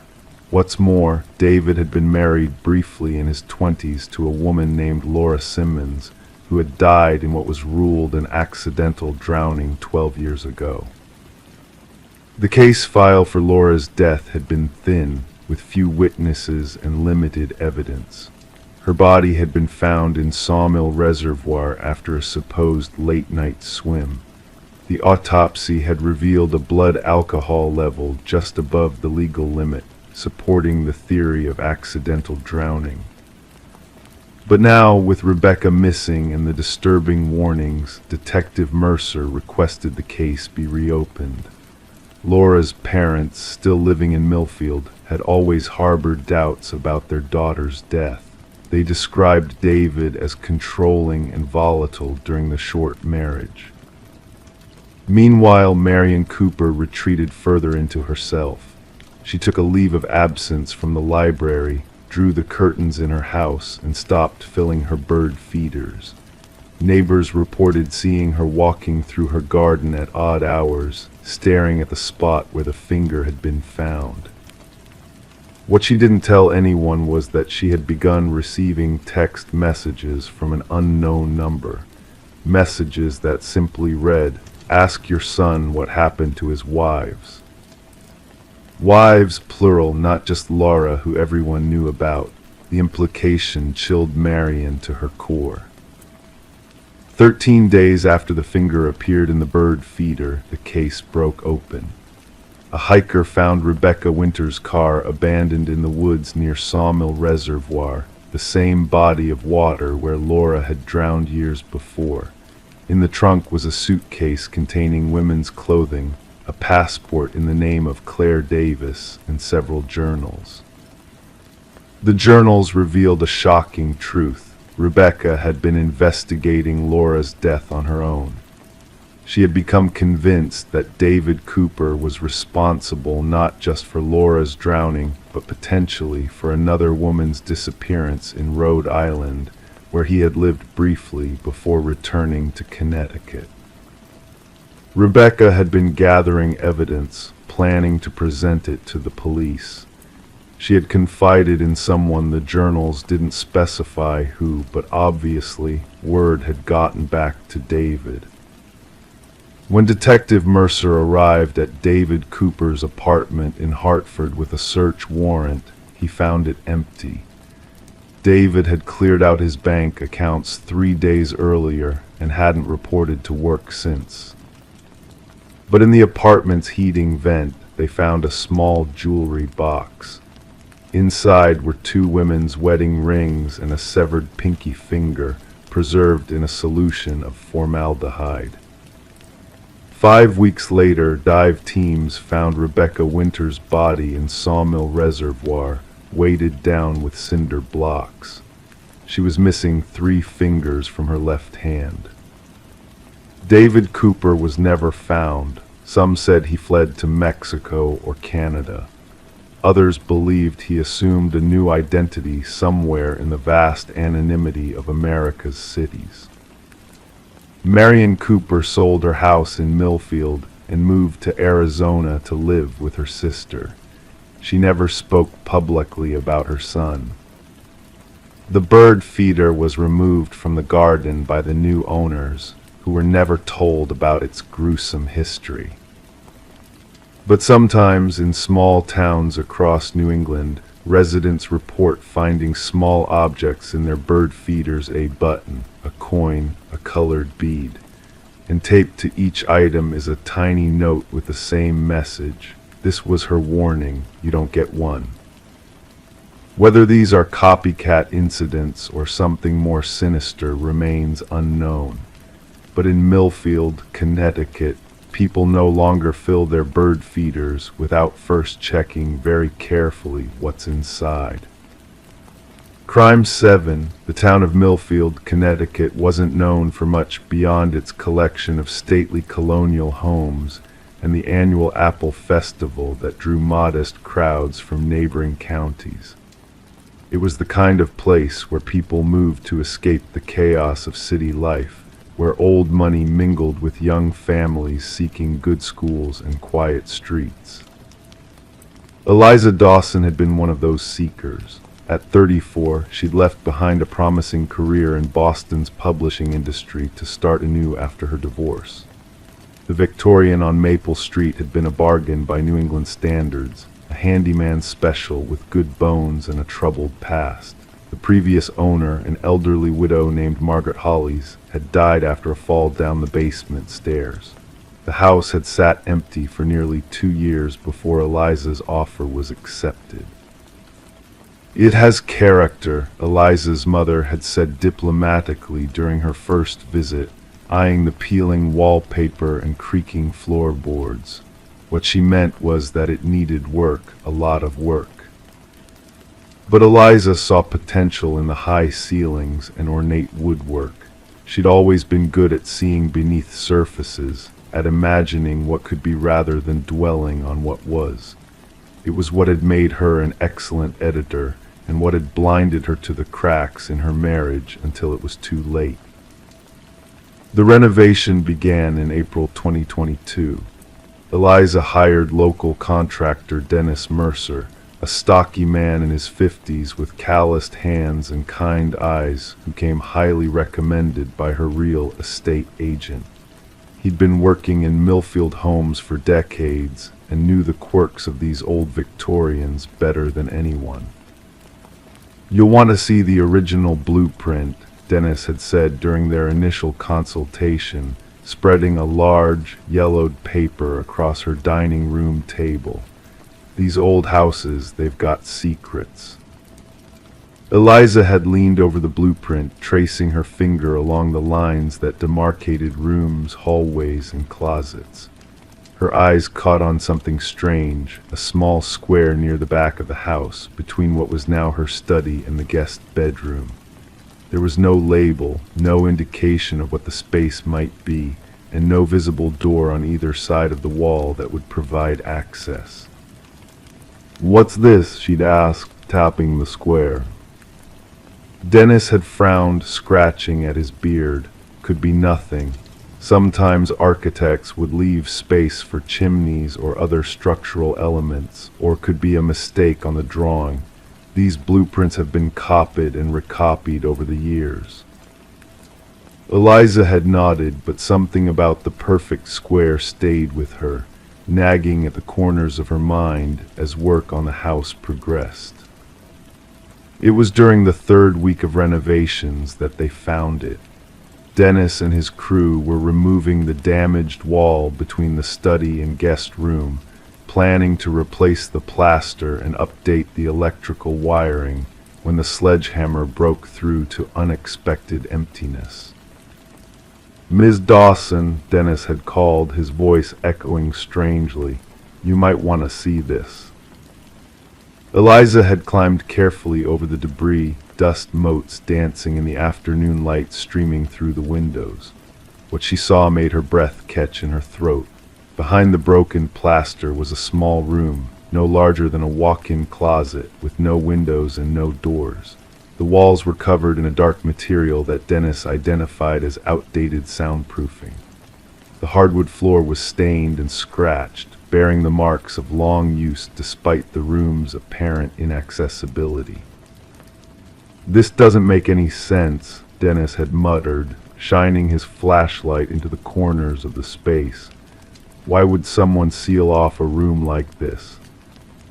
It wasn't until Eliza stepped inside, her sneakers crunching on plaster dust, that she noticed them, small marks burned into the floorboards near the center of the room. Not random scratches, but deliberate markings. 3 letters scorched into the wood, E8. Eliza Ann Dawson. Her initials. The room's discovery became the talk of Millfield within days. News traveled quickly in small towns, particularly when it involved one of the historic homes on Maple Street. Curious neighbors found excuses to drop by with casseroles and questions, their eyes darting toward the portion of the house where the hidden room had been found. Detective Lauren Reeves of the Millfield Police Department had been less interested in gossip and more concerned with facts when she visited 3 days after the discovery. A tall woman with prematurely gray hair and watchful eyes, she'd taken meticulous notes as Dennis explained how they'd found the room.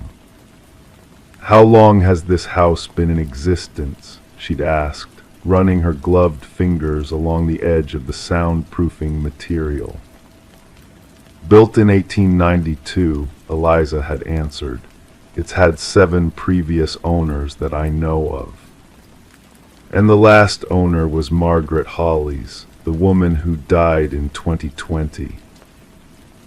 Yes, she lived here for almost 40 years. Detective Reeves had nodded slowly, her gaze falling to the initials on the floor. And these match your initials exactly. Eliza had crossed her arms, suddenly cold despite the spring warmth. Yes, it's unsettling. I imagine so, Detective Reeves had murmured. Do you know when this room might have been sealed up? Dennis had stepped forward then. Based on the materials used in the wall, I'd say sometime in the 1970s. The electrical wiring running through that section dates to about that time. The 1970s, when Margaret Hollies and her husband Edward had first moved into the house, before Eliza had even been born. The initial investigation yielded few answers. Records showed that Edward Hollies had been a chemistry professor at the nearby community college until his death in 1989, heart attack, according to his death certificate. The couple had no children. Margaret had lived alone in the house for over 30 years before her fatal fall. There's no crime here that we can determine, Detective Reeves had told Eliza a week later. Unusual, yes, but having a hidden room isn't illegal, and the initials, well, they could be coincidental. But Eliza couldn't shake the feeling that something was wrong. She began researching the house's history, spending her evenings at the local library poring over old newspapers and property records. She learned that before the Hollieses, the house had belonged to the Whitman family, who had moved away suddenly in 1972 after living there for only 2 years. The breakthrough came from Millfield's oldest resident, 93-year-old Samuel Gardner, who still lived 3 doors down from Eliza's house. He'd reached out through his home health aide, saying he had information about the Whitmans. They had a daughter, Samuel had told Eliza as they sat in his sun-drenched living room. His hands trembled as he held out a faded photograph of a smiling young woman with long dark hair. Elizabeth Ann Whitman, everyone called her Eliza. Eliza had felt a chill run down her spine as she studied the photograph. The young woman looked nothing like her, with her dark hair and olive complexion in contrast to Eliza's blonde hair and fair skin. But the name. What happened to her? Eliza had asked quietly. Samuel's rheumy eyes had clouded. She went missing in the spring of '72, just vanished one day. Her parents searched everywhere, called in the state police. Nothing. After a few months, they couldn't bear to stay in the house anymore and moved to Florida. The case went cold. Eliza had swallowed hard, and her initials. EAW Elizabeth Ann Whitman. His gaze had sharpened suddenly. Not the same as yours, is it? But close, very close. Close enough that someone might make a mistake, Eliza had thought, or close enough to send a message across decades. The room was tested extensively in the weeks that followed. Luminol revealed no traces of blood. Ground-penetrating radar showed nothing unusual beneath the floorboards. The burns that formed the initials appeared to have been made with a small, controlled flame, perhaps a cigarette or soldering iron, but there was no way to determine when they had been created or by whom. Meanwhile, Eliza's research continued. She discovered that Edward Hollies, the chemistry professor, had taught at the same community college where Elizabeth Whitman had been a student before her disappearance. A coincidence, perhaps, or perhaps not. Margaret Hollies' medical records, which Detective Reeves had eventually obtained with a warrant, revealed a history of mental health issues, anxiety, depression, and in her later years, early dementia. Her fall down the stairs had been ruled accidental, but the autopsy had shown high levels of sleep medication in her system. We're reopening the investigation into Elizabeth Whitman's disappearance. Detective Reeves told Eliza 6 weeks after the discovery of the room. And we're taking another look at Margaret Hollies' death as well. Eliza, who had been unable to sleep properly since the room's discovery, had simply nodded. She'd already moved out of the house temporarily, staying with a friend in town while the renovation continued and the investigation progressed. The answers, when they finally came, were both more and less than what Eliza had feared. An extensive search of Edward Hollies' personal papers, found in storage at the community college, revealed a journal hidden within a hollowed-out chemistry textbook. In it, he'd written obsessively about a student named Elizabeth, about her beauty and intelligence, about how she'd rebuffed his advances. The final entry, dated May 15, 1972, simply read, "It's over. Margaret knows everything." There were no confessions of violence, no explicit admissions of wrongdoing, just silence after that date. Further investigation revealed that Margaret Hollies had withdrawn a substantial amount of money from their joint account the following week. Building permits were filed for interior renovations 2 months later. The wall sealing off the small room had been constructed shortly thereafter. "We think Edward Hollies was obsessed with Elizabeth Whitman," Detective Reeves explained to Eliza over coffee at the local diner, away from curious ears. "Whether he acted on that obsession, we may never know, but Margaret knew something, enough to use it as leverage, perhaps. The room may have been her way of containing the secret, or containing him." "And my initials?" Eliza had asked. Detective Reeves had sighed. Margaret's mental health deteriorated significantly after Edward's death. In her final years, according to her doctor, she often spoke of someone named Eliza who was coming to take the house. Given your name and the purchase, it's possible she burned those initials during a period of confusion, believing you were somehow connected to Elizabeth Whitman. It wasn't a satisfying answer, but it was the closest thing to closure that the case would provide. Elizabeth Whitman's remains were never found. The role Edward Hollies played in her disappearance, if any, remained circumstantial, and Margaret's final thoughts died with her at the bottom of those basement stairs. Eliza eventually moved back into the house, completing the renovations, including turning the hidden room into a connecting hallway between the study and guest bedroom.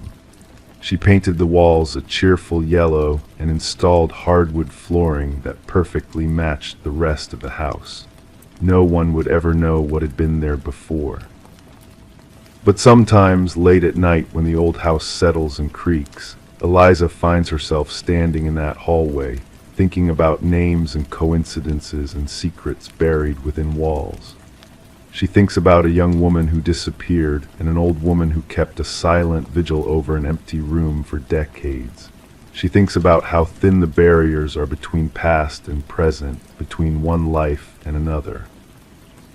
And sometimes, when the wind blows just right through the trees outside, she could swear she hears someone whisper her name, not Eliza Dawson, but Eliza, just Eliza, as if the house itself is trying to tell her something, trying to remember. Crime 8, the small town of Millbrook, Connecticut, had always been the kind of place where people left their doors unlocked.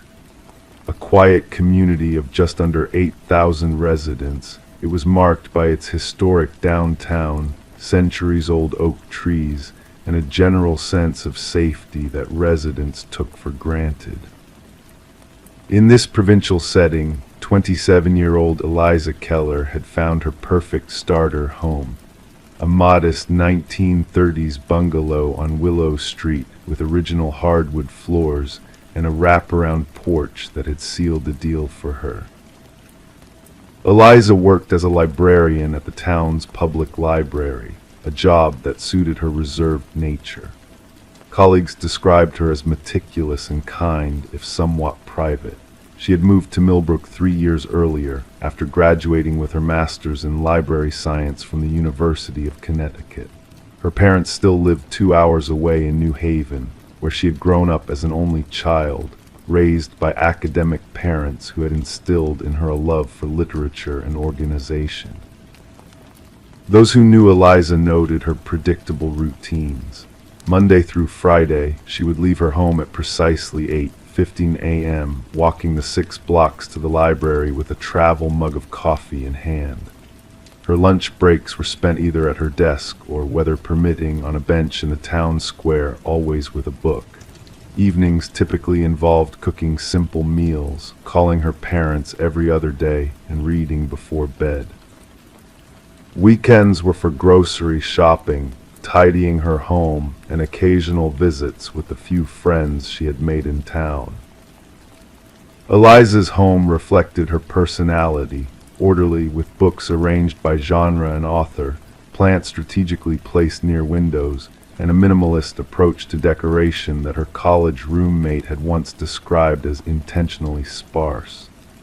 The kitchen, though small, was efficiently arranged with everything in its designated place. Her refrigerator was a vintage model she had chosen for its aesthetic appeal, despite its occasional mechanical quirks.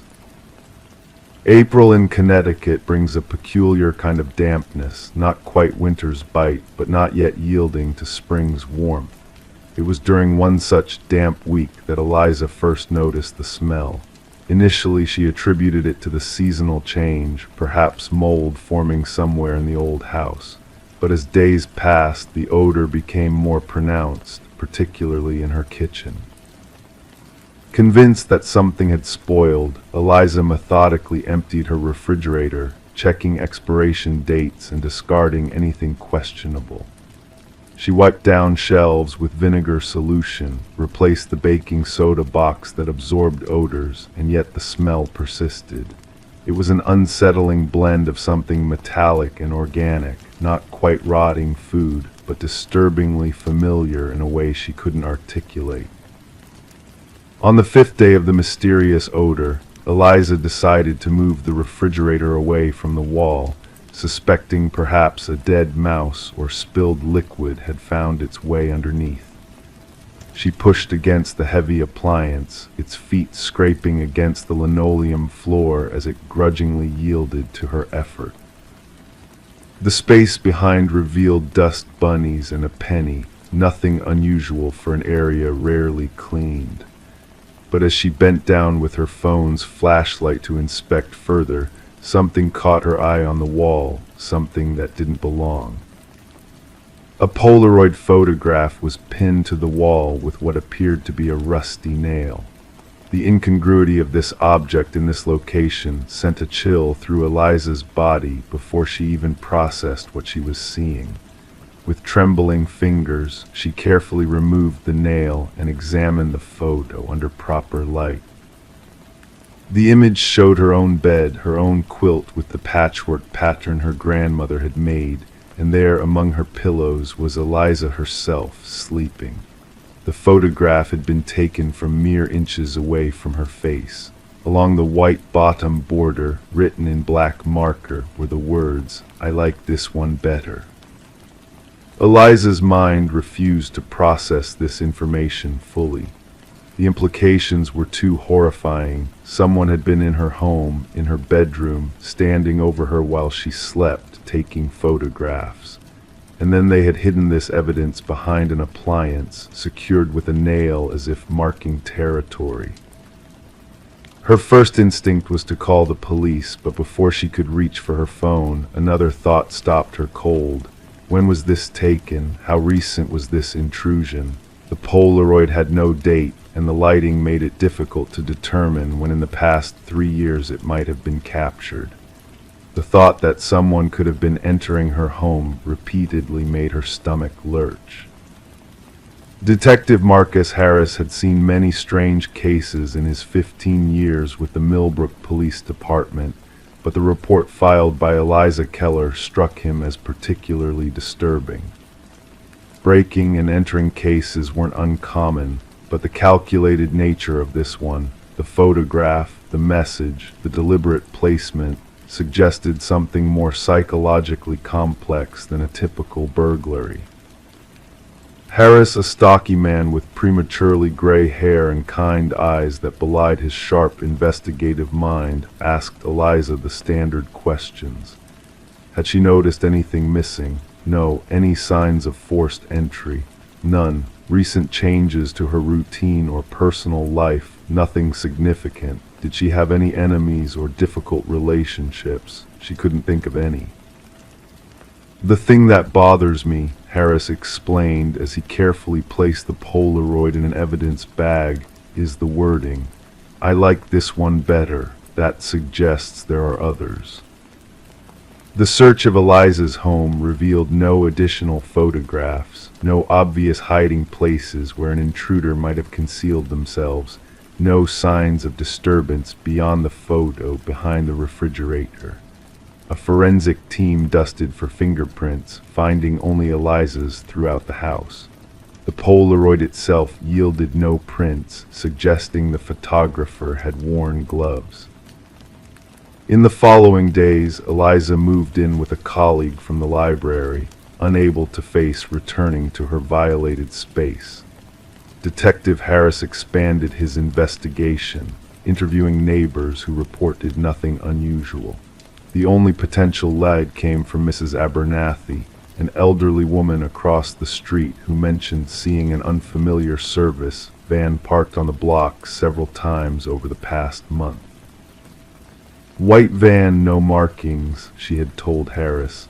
"I thought perhaps it was for the Hendersons' renovations, but it always seemed to be parked closer to the Keller house."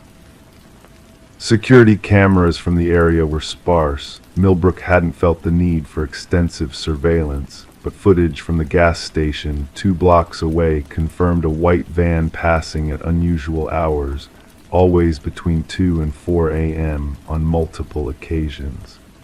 The license plate was obscured or missing in all footage. 3 weeks into the investigation, Eliza returned to her home accompanied by Detective Harris to collect more of her belongings. She had decided to put the house on the market, unable to imagine ever feeling safe there again.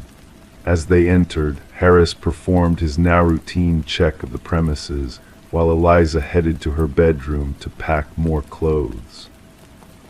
Her scream brought Harris running.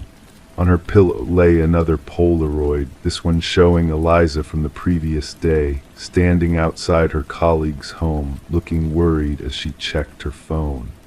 The same handwriting across the bottom read, "Missing home yet." This new development shifted the investigation entirely. What had seemed like a one-time break-in now appeared to be ongoing stalking. Eliza was placed under police protection, and digital forensics experts were brought in to check her phone and computer for any signs of monitoring or tracking software. The breakthrough came from an unexpected source.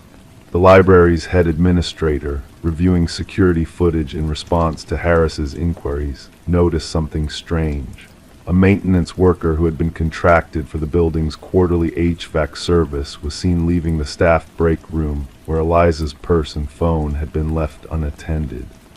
The timing coincided with a 15-minute period when all library staff had been called to an impromptu meeting.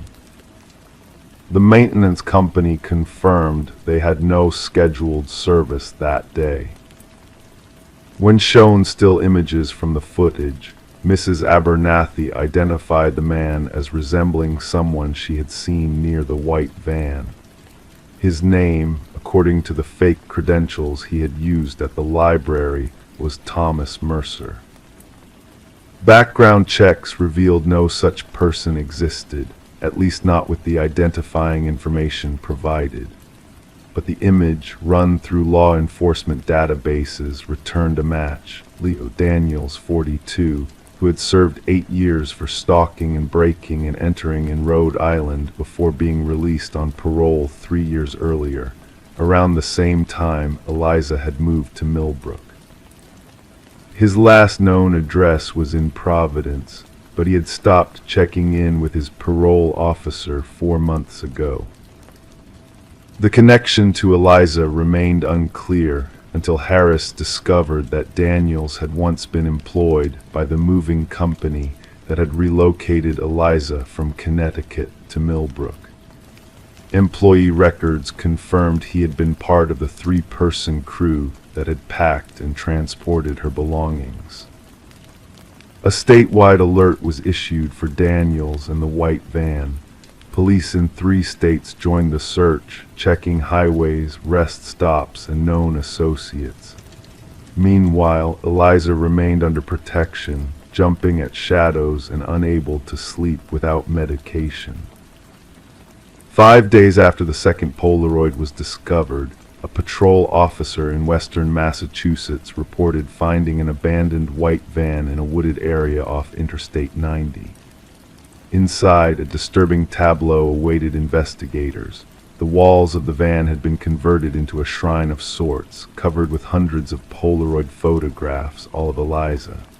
Images of her walking to work, shopping for groceries, sitting in her living room reading, and dozens of her sleeping. They dated back 3 years, suggesting the surveillance had begun the very day he had helped move her belongings.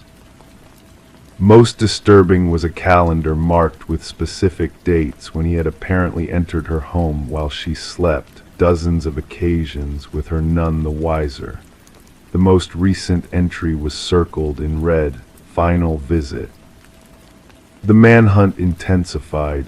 Eliza was moved to an undisclosed location with round-the-clock protection. Psychological profilers suggested that Daniels, having been discovered, might accelerate his plans rather than abandon them. His history showed an escalating pattern of obsession, and the final visit notation suggested a culmination of some kind. 3 tense days passed with no sign of Daniels. Then, on a rainy Tuesday morning, an officer stationed at Eliza's bungalow reported movement inside the supposedly empty house.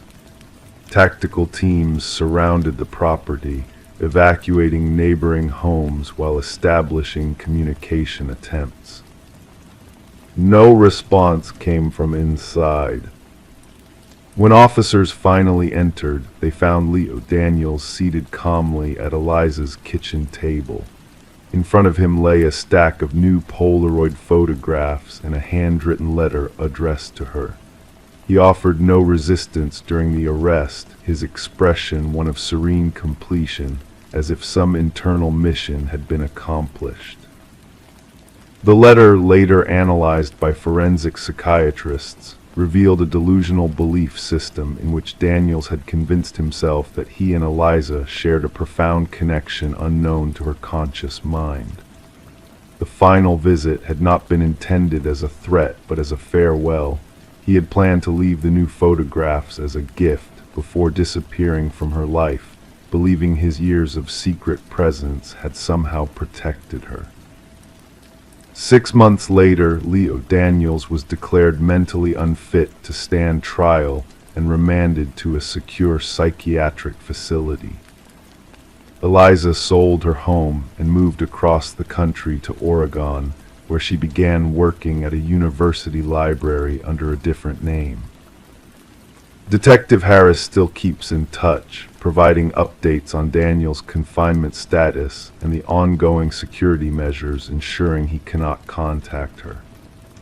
The case file remains open as investigators continue to discover new victims from Daniel's past, other women who had no idea someone had been entering their homes, watching them sleep, preserving moments of their most vulnerable state in Polaroid images hidden where they would never think to look. And sometimes, in her new home with its state-of-the-art security system, Eliza still wakes in the night with the unshakable feeling of being watched.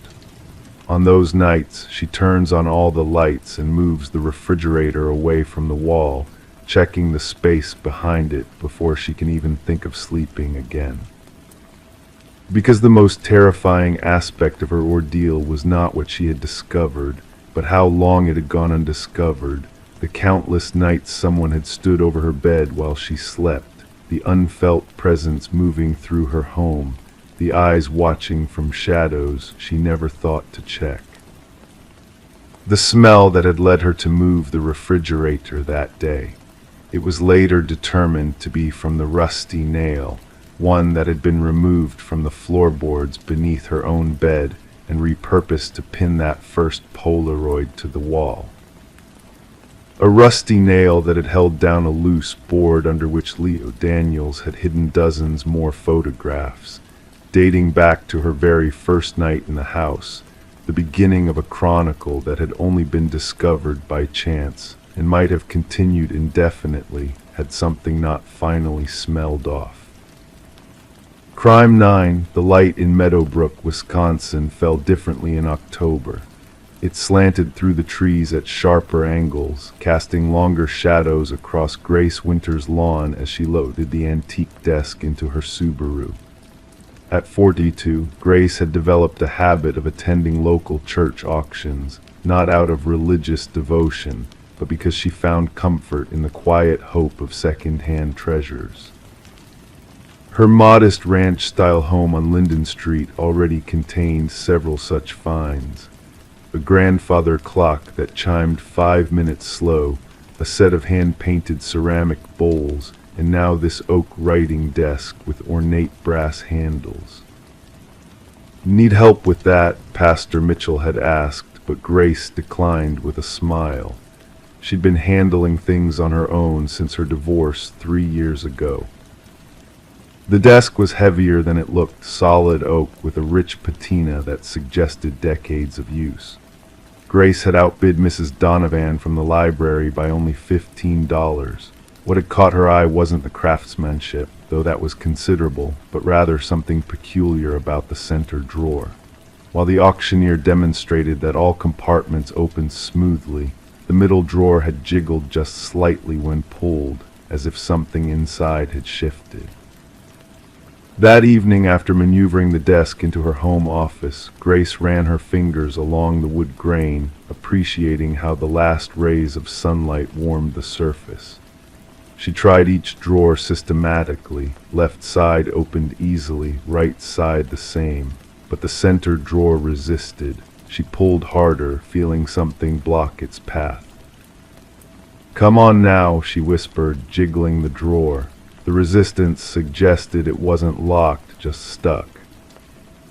The next morning, Grace called her neighbor Tom, who brought over a can of WD-40. "Probably just swollen wood," he said, spraying along the runners. "Old furniture does this. Give it a day." But by the weekend, the drawer remained stubborn. Grace became increasingly curious about what might be causing the obstruction. On Sunday evening, after grading papers for her high school English class, she decided more drastic measures were warranted. She wedged a letter opener along the seam and worked it back and forth until she heard a crack. The drawer slid open an inch, then stopped again. Grace peered inside with a flashlight. Something had been wedged against the back of the drawer, a small cassette tape in a clear plastic case attached to a yellowed envelope. With careful fingers, she extracted both items. The envelope contained a single index card with a message written in blue ballpoint pen, "Only play if you forget." The handwriting looked feminine but hurried, pressed deeply into the paper as if written with urgent purpose. Grace turned the cassette over in her hands. It was unlabeled, the plastic slightly warped along one edge. She hadn't seen a cassette player in years, but remembered the old Sony Walkman stored in her basement with other remnants from the 1990s. It took her an hour to find the Walkman, another 20 minutes to locate batteries that still worked. When she finally pressed play, the tape began with several seconds of silence, then the unmistakable sound of someone breathing. The microphone had been held close. She could hear the subtle variations in each breath. Then, startling her enough that she nearly dropped the player, a woman's voice whispered, "Don't trust the man with the book." Grace pressed pause, her heart accelerating. The voice sounded eerily familiar, the cadence, the slight tension in the whisper. She played it again and then again. By the third replay, a cold realization washed over her. The voice on the tape was her own. But that was impossible. She had never recorded such a message. She had never owned this desk before last week. She pressed play again, letting the tape continue.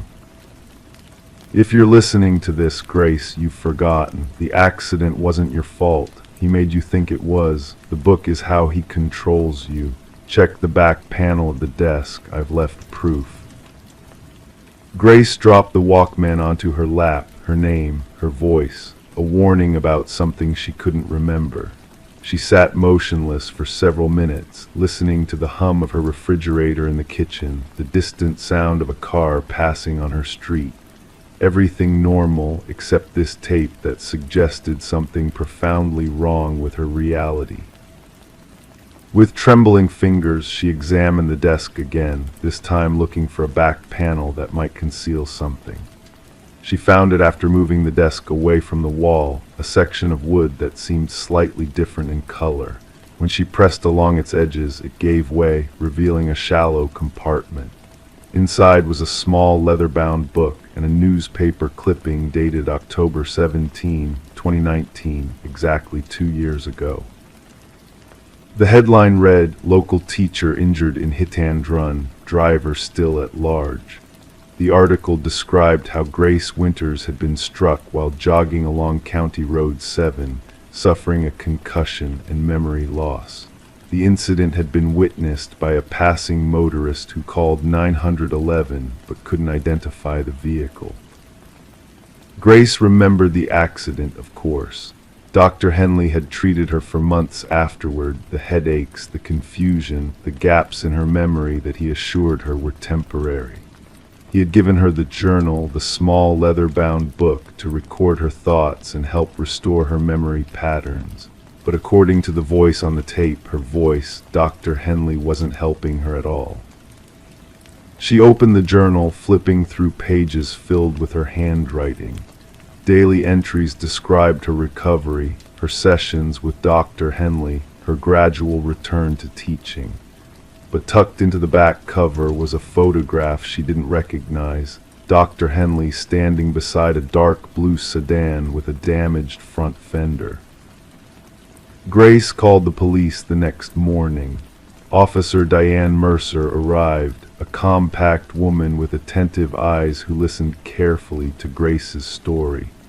When she examined the photograph, her expression shifted from professional neutrality to concern. "We should talk to Sheriff Coleman about this," she said. "The hit-and-run case is still open." 2 days later, detectives searched Dr. Henley's home and office.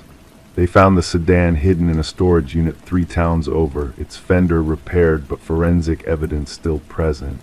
They also found journals, dozens of them, belonging to other patients, all accident victims, all with memory issues. Each journal contained subtle suggestions, implanted thoughts, psychological manipulations that Dr. Henley had been using to control his patients' perceptions. What they didn't find was any explanation for the cassette tape. How had Grace known to record a warning to herself? How had she known to hide it in a desk that would eventually find its way to her through a church auction? When questioned, Pastor Mitchell revealed that the desk had been donated anonymously 6 months earlier. Dr. Henley was arrested and charged with multiple counts including assault, practicing psychological manipulation, and tampering with evidence. During his arraignment, he remained silent except for one cryptic statement: "She'll never remember the whole truth." Grace's memories never fully returned. The neurologist who replaced Dr. Henley explained that some memories, once lost, remain inaccessible. But sometimes in her dreams, Grace catches glimpses of something she can't quite grasp, a conversation, a realization, a plan formed in desperation when she discovered what her doctor was doing to her and others. The desk remains in her office. Sometimes, late at night, she finds herself staring at it, wondering about the sequence of events that led to her recording that message, hiding that evidence, wondering what else she might have forgotten, wondering if there are other messages waiting to be found, other warnings she left for herself. The center drawer now slides open easily, revealing nothing but empty space. But Grace keeps the cassette tape in her bedside table, a reminder that even when memory fails, some part of us remains vigilant, fighting to preserve the truth. In Meadowbrook, the light still falls differently in October. Grace notices it more now, how it illuminates some things while casting others into shadow. She started writing again, not in a journal provided by someone else, but in notebooks she chooses herself. On the first page of each, she writes the same message: trust yourself, especially when you doubt your memories. And sometimes, when the house is quiet and the evening shadows grow long, she plays the tape again, listening to her own voice warning her about dangers she has both forgotten and overcome. In those moments, she feels a strange connection to another version of herself, a Grace who knew she would forget, but made sure she would still find a way to remember what mattered most. Story 10. She always avoided the attic, finding it unsettling, but when a storm caused a leak in the roof, she had no choice but to venture up there. The attic was a forgotten realm, shrouded in dust and cobwebs, filled with relics of the past. Tucked away in the darkest corner, an old dollhouse sat ominously, its intricate details captivating yet chilling. Inside, the tiny furniture was perfectly arranged, but it was not dolls that occupied the rooms. Instead, meticulously crafted miniature replicas of her family members stood frozen in time. Each figure mirrored the exact positions of her real family downstairs, except for one unsettling detail. The figure meant to represent her was standing near the attic door, watching.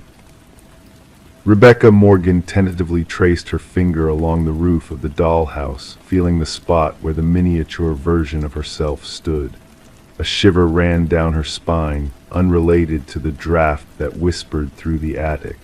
The dollhouse's presence was inexplicable. This wasn't her childhood home, but a recently rented property her family had just moved into. The story began with Rebecca's frantic call to law enforcement. Police officers arrived at the suburban house to find a family in distress, gathered in the living room, refusing to return to the upper floors. Detective Sarah Harmon, the lead investigator, initially brushed off their fears as a potential hoax or the product of an anxious family adjusting to a new environment. What struck Detective Harmon most was the attention to detail in the dollhouse. Each tiny figurine captured a unique trait of the family members: the father's thinning hair, the son's favorite hoodie, even the mother's small birthmark. The mystery deepened when forensic analysis revealed fingerprints on the dollhouse that did not match any of the family members. Further exploration uncovered microscopic cameras hidden in the eyes of each miniature figure, all linked to a sophisticated surveillance system concealed beneath the dollhouse. The recordings showed a disturbing revelation. The positions of the figures mirrored not just that evening but various days, indicating a prolonged period of observation. We soon realized this was no ordinary case of stalking, Detective Harmon explained. The level of obsession displayed here was beyond anything we had encountered before. The investigation took a startling turn when a concealed entrance to the basement was discovered behind a false pantry wall. Inside, investigators found evidence of someone living there before the Morgans, with remnants of food and a sleeping area suggesting long-term occupancy. The absence of forced entry puzzled the investigators. Property records revealed that the house had been unoccupied for almost a year before the Morgans' arrival. The previous owners, an elderly couple, had passed away within a short span, leaving their son in charge of the property's sale and rental. Interviews with neighbors provided scant information, except for an elderly woman who occasionally noticed lights in the vacant house. She assumed it was real estate agents showing the property and never suspected unauthorized occupation. A breakthrough came through digital forensics, tracing the surveillance data to an apartment across town.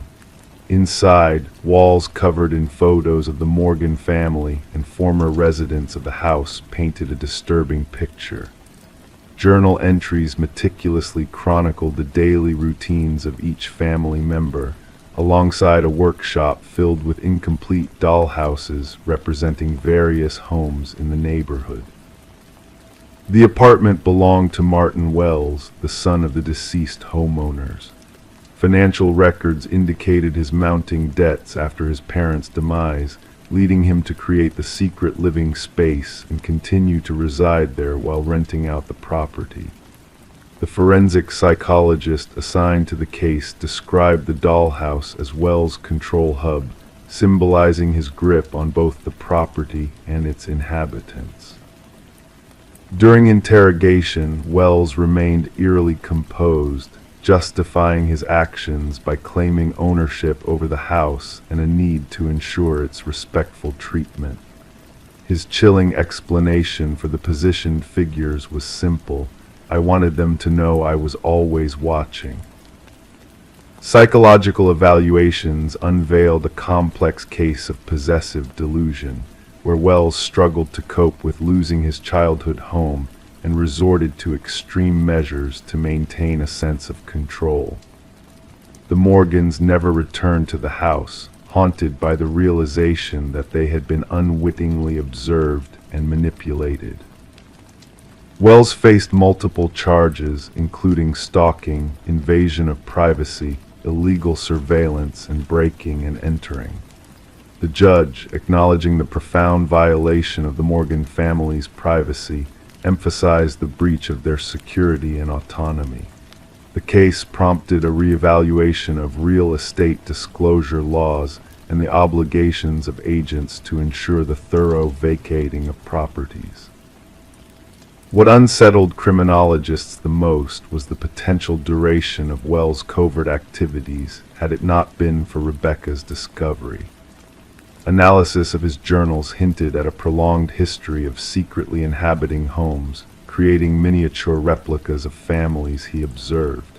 The Morgans relocated far away, but Rebecca confessed to lingering feelings of being watched, leading her to rid their new home of all miniature figures. "Some days I still sense eyes on me," she confided. "I wonder if somewhere a tiny version of myself is being maneuvered in a dollhouse I have yet to uncover." Story 11. The apartment had sat silent for months, waiting for new life to stir its forgotten corners. When the new tenants arrived, their expectations were humble: a layer of dust, perhaps a few abandoned relics left behind. Yet one door stood stubbornly closed, a closet locked tight from within. With a determined push, the landlord broke the seal, revealing not just old coats or discarded trinkets, but a scene that sent shivers down spines. The walls bore witness to a haunting tale, etched with deep, jagged scratches as if marking time in agony. And in the shadows, an ancient flip phone lay dormant, its screen softly glowing with a single unread message. Detective Morgan Shaw, seasoned in unraveling mysteries, felt a chill creep along her skin as she surveyed the eerie scene. It wasn't the absence of blood or violence that unsettled her, but the silent screams echoing from those desperate marks, a silent plea for freedom. "Summon forensics immediately," she instructed her partner, Officer Reed, who diligently captured the haunting evidence on film, "and gather all records of the previous tenants." The message on the phone whispered cryptically, I know what you did." The landlord, a jittery man with perpetually clammy palms, recounted how the previous tenant had vanished without a trace, leaving rent unpaid. A quiet young woman, kept to herself, disappeared about 6 months back, he muttered, his eyes skirting the closet as if fearing its secrets. Forensic analysis uncovered a chilling truth within the scratches, traces of blood, mostly belonging to a single individual identified as Emma Caldwell, a 28-year-old woman reported missing after vanishing from her daily routine. But there were 2 additional DNA traces. One remained a mystery to databases, while the other belonged to a man long thought dead. Derek Mercer, a name etched in the past as a convict of assault, now resurfacing in the shadows of Emma's confinement. Emma's apartment painted a poignant picture of a life-interrupted unopened mail, a forgotten coffee mug, a bed neatly made. Her phone records revealed a sudden silence in her conversations with her sister, punctuated by a series of calls from an unknown number in the days leading to her disappearance. Her sister mentioned a mysterious boyfriend, Officer Reed reported. No name given, just described as intense and private. As surveillance footage revealed Emma's final moments, a shadowy figure trailed her face obscured by a baseball cap, slipping into her building under the veil of night. The puzzle began to take shape when fingerprints linked Derek Mercer to the closet, his presence a sinister specter haunting Emma's confinement. He staged his death, Shaw concluded, but why and what ties him to Emma? A missing persons case intertwined the fates of 2 women, Emma and Lynette Porter, vanished without a trace years prior. Lynette, found alive but a mere shadow of herself, whispered tales of captivity and torment witnessed in the darkness. Journals filled with Mercer's twisted obsessions, photographs of his unsuspecting victims, and chilling videos capturing Emma's final moments, the evidence painted a portrait of a man consumed by the need to control, to inflict suffering in the confines of his twisted world. The hunt for Derek Mercer spanned borders, a man cloaked in deception and malevolence. When apprehended, he bore a new identity and a one-way ticket to an unknown shore, carrying with him tools of torment and a macabre memento of Emma's fate. During interrogation, Mercer's calm facade cracked only slightly, his words dripping with a sinister certainty. The message was her own doing, he claimed. She sought rescue, but she was never worthy of salvation. The trial unraveled the elaborate facade Mercer had crafted, a web of deceit spun to ensnare unsuspecting victims in his web of darkness. And as the gavel fell, sealing his fate with a life sentence, Mercer's inscrutable smile hinted at a private satisfaction known only to him. In her powerful statement, Lynette Porter vowed to rise from the shadows, leaving Mercer to wither in his own darkness. The legacy of the case reshaped investigative practices, shining a light on the hidden shadows of missing persons cases. Detective Shaw, keeper of Emma's closet door, found solace in the reminder that sometimes the most haunting crimes are etched not in blood, but in the silent cries of those fighting for light in the depths of darkness. Story 12: The Enigmatic Intrusion. She wiped away the steam from the mirror, gazing at her reflection, her familiar features staring back at her. Yet a sense of unease crept in, a subtle feeling that something was amiss. In the corner of her eye, a fleeting movement caught her attention, a presence not her own. As she turned away, her reflection remained motionless, observing her every move with an unblinking gaze. Thus began the enigma of Rebecca Thorne, unfolding in the quiet confines of her modest apartment nestled in a serene suburban enclave. Known for her meticulous nature and solitary demeanor, Rebecca's life revolved around structured routines and meticulous precision. Her unassuming existence gave no hint that she would soon become entangled in a perplexing web of mystery that would bewilder investigators and cast a shadow over the community for years to come. The first signs of disturbance were subtle, easily dismissed as trivialities. Objects in her home seemed to shift inexplicably, a coffee mug on a different shelf, books rearranged, her toothbrush out of place. Initially attributing these anomalies to fatigue and long hours spent immersed in work, Rebecca brushed them off as insignificant quirks of her busy life. It wasn't until a series of peculiar events escalated that Rebecca reached out to Detective Marion Shaw, the first thread in a tapestry of enigma that would unravel before their eyes. Shaw, initially skeptical of the seemingly innocuous complaints, noted the absence of tangible evidence of wrongdoing. Yet a sense of disquiet lingered, a feeling that something unseen lurked beneath the surface of Rebecca's reality. The pivotal moment arrived with the bathroom mirror incident, a chilling revelation that shattered any semblance of normalcy. Describing the unnerving experience to the authorities, Rebecca recounted how her reflection appeared to move independently, a haunting specter that mirrored her every action with eerie precision.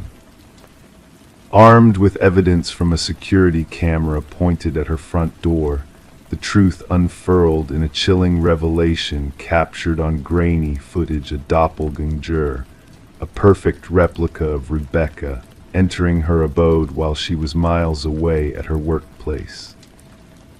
Detective Shaw, confronted with the inexplicable duality before her, delved into a labyrinth of deception and obsession. Fingerprints traced back to Rebecca alone, no foreign DNA to be found, neighbors oblivious to the sinister facsimile lurking in their midst. As Rebecca's reality unraveled, the subtle disturbances in her sanctuary escalated, a journal chronicling the subtle shifts in her surroundings, inexplicable disappearances, and unsettling intrusions into her privacy. The revelation of a former colleague, Lily Winters, cast a chilling light on the shadowy figure who sought to usurp Rebecca's identity. Dismissed for erratic behavior, Lily's fixation on Rebecca bordered on obsession, culminating in a disturbing revelation within the confines of her own dwelling, a shrine dedicated to Rebecca, a meticulous replication of her life meticulously documented in photographs, wardrobe duplicates, and eerie mimicry captured on film. As the tendrils of Lily's fixation tightened around Rebecca's existence, the race against time intensified. Lily's disappearance heralded a disquieting realization, the seamless transition from stalker to usurper, as she seamlessly slipped into Rebecca's life, leaving behind a shattered reality in her wake.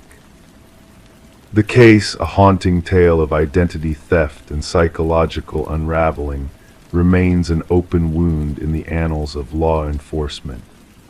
Rebecca Thorne, now veiled in anonymity, guards her newfound identity with vigilance, a ghost of her former self haunting the memories of those who bore witness to the enigmatic intrusion that nearly erased her existence. And so Detective Shaw, keeper of the enigma, gazes upon the dual visages captured in a photograph, a silent testament to the harrowing truth that identity is not merely a reflection in the mirror, but a fragile tapestry woven from the threads of our deepest fears and desires. In the quiet of her office, she whispers to the shadows, a cautionary tale for those who dare to peer into the abyss of the unknown. Beware the one who covets your reflection, for in their quest to become you, they may lose themselves in the darkness. Story 13. In the quiet of a suburban neighborhood, a mysterious package arrived for Sarah Miller. Unmarked, it held a single brass key, its surface worn smooth by time's touch. Sarah, a retired teacher, felt a strange familiarity with the key, though she couldn't place it. Testing it in every lock she owned, she found no match. Perplexed, she set it on her coffee table, where the old grandfather clock in the hallway stirred to life with a solitary, eerie chime, despite its long silence. Alerted by the unsettling event, Sarah contacted the authorities, reporting the oddity of the key's arrival.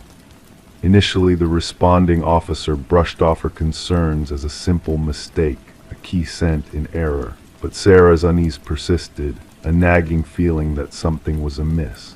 Reluctantly, the officer took the key as evidence, placing it in a small evidence bag, an action that would set in motion a chain of events unraveling the tranquility of the neighborhood.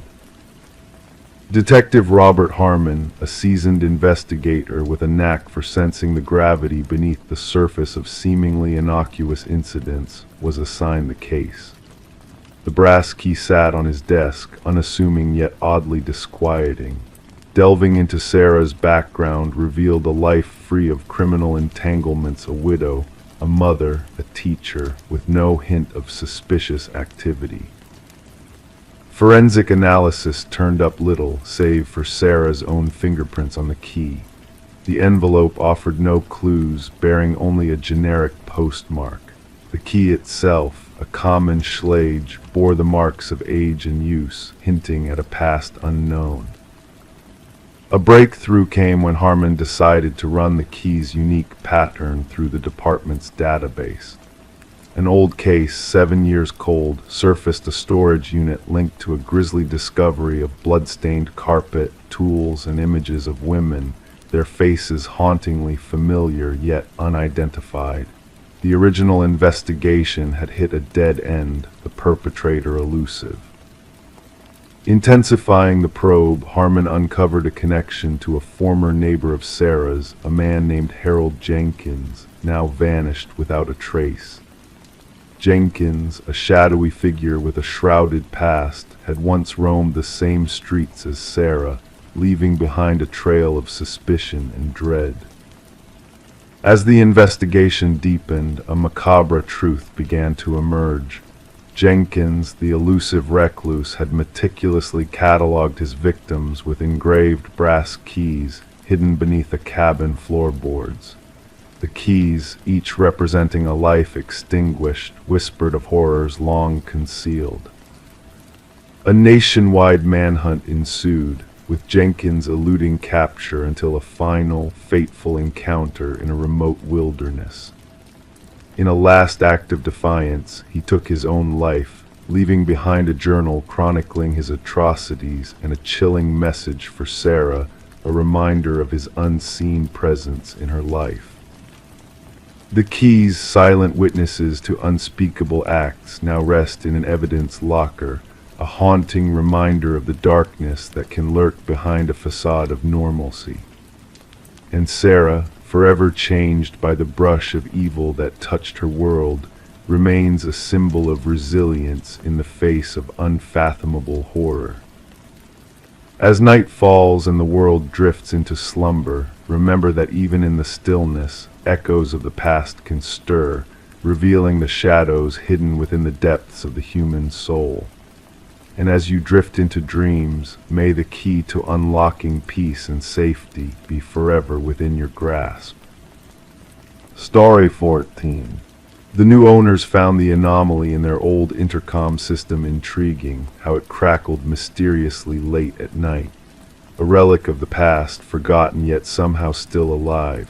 Then one evening the husband impulsively pressed the button, and a faint whisper crackled through the speaker, sending shivers down his spine. "Why did you come back?" the voice murmured, a question hanging in the air like a ghostly echo.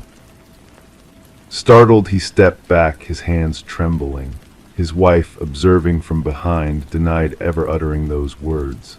The Victorian manor, embraced by ancient oak trees, stood as a blend of old charm and modern comfort.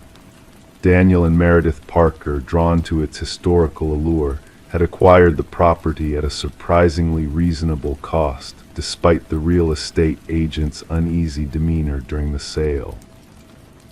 Detective Sarah Reeves arrived at the manor, her unmarked car announcing her presence with a gravelly crunch. Initially reported as a possible break-in, there was an unspoken depth to the situation, hinted at by the dispatcher's tone.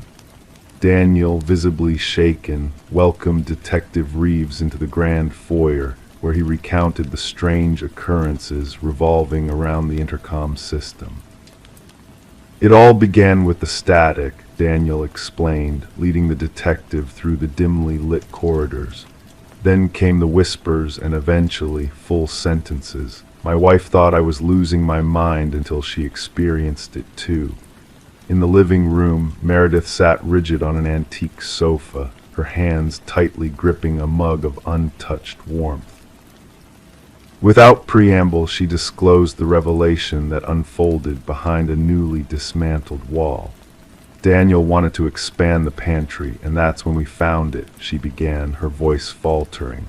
Concealed within the wall was a deteriorating journal wrapped in ancient plastic.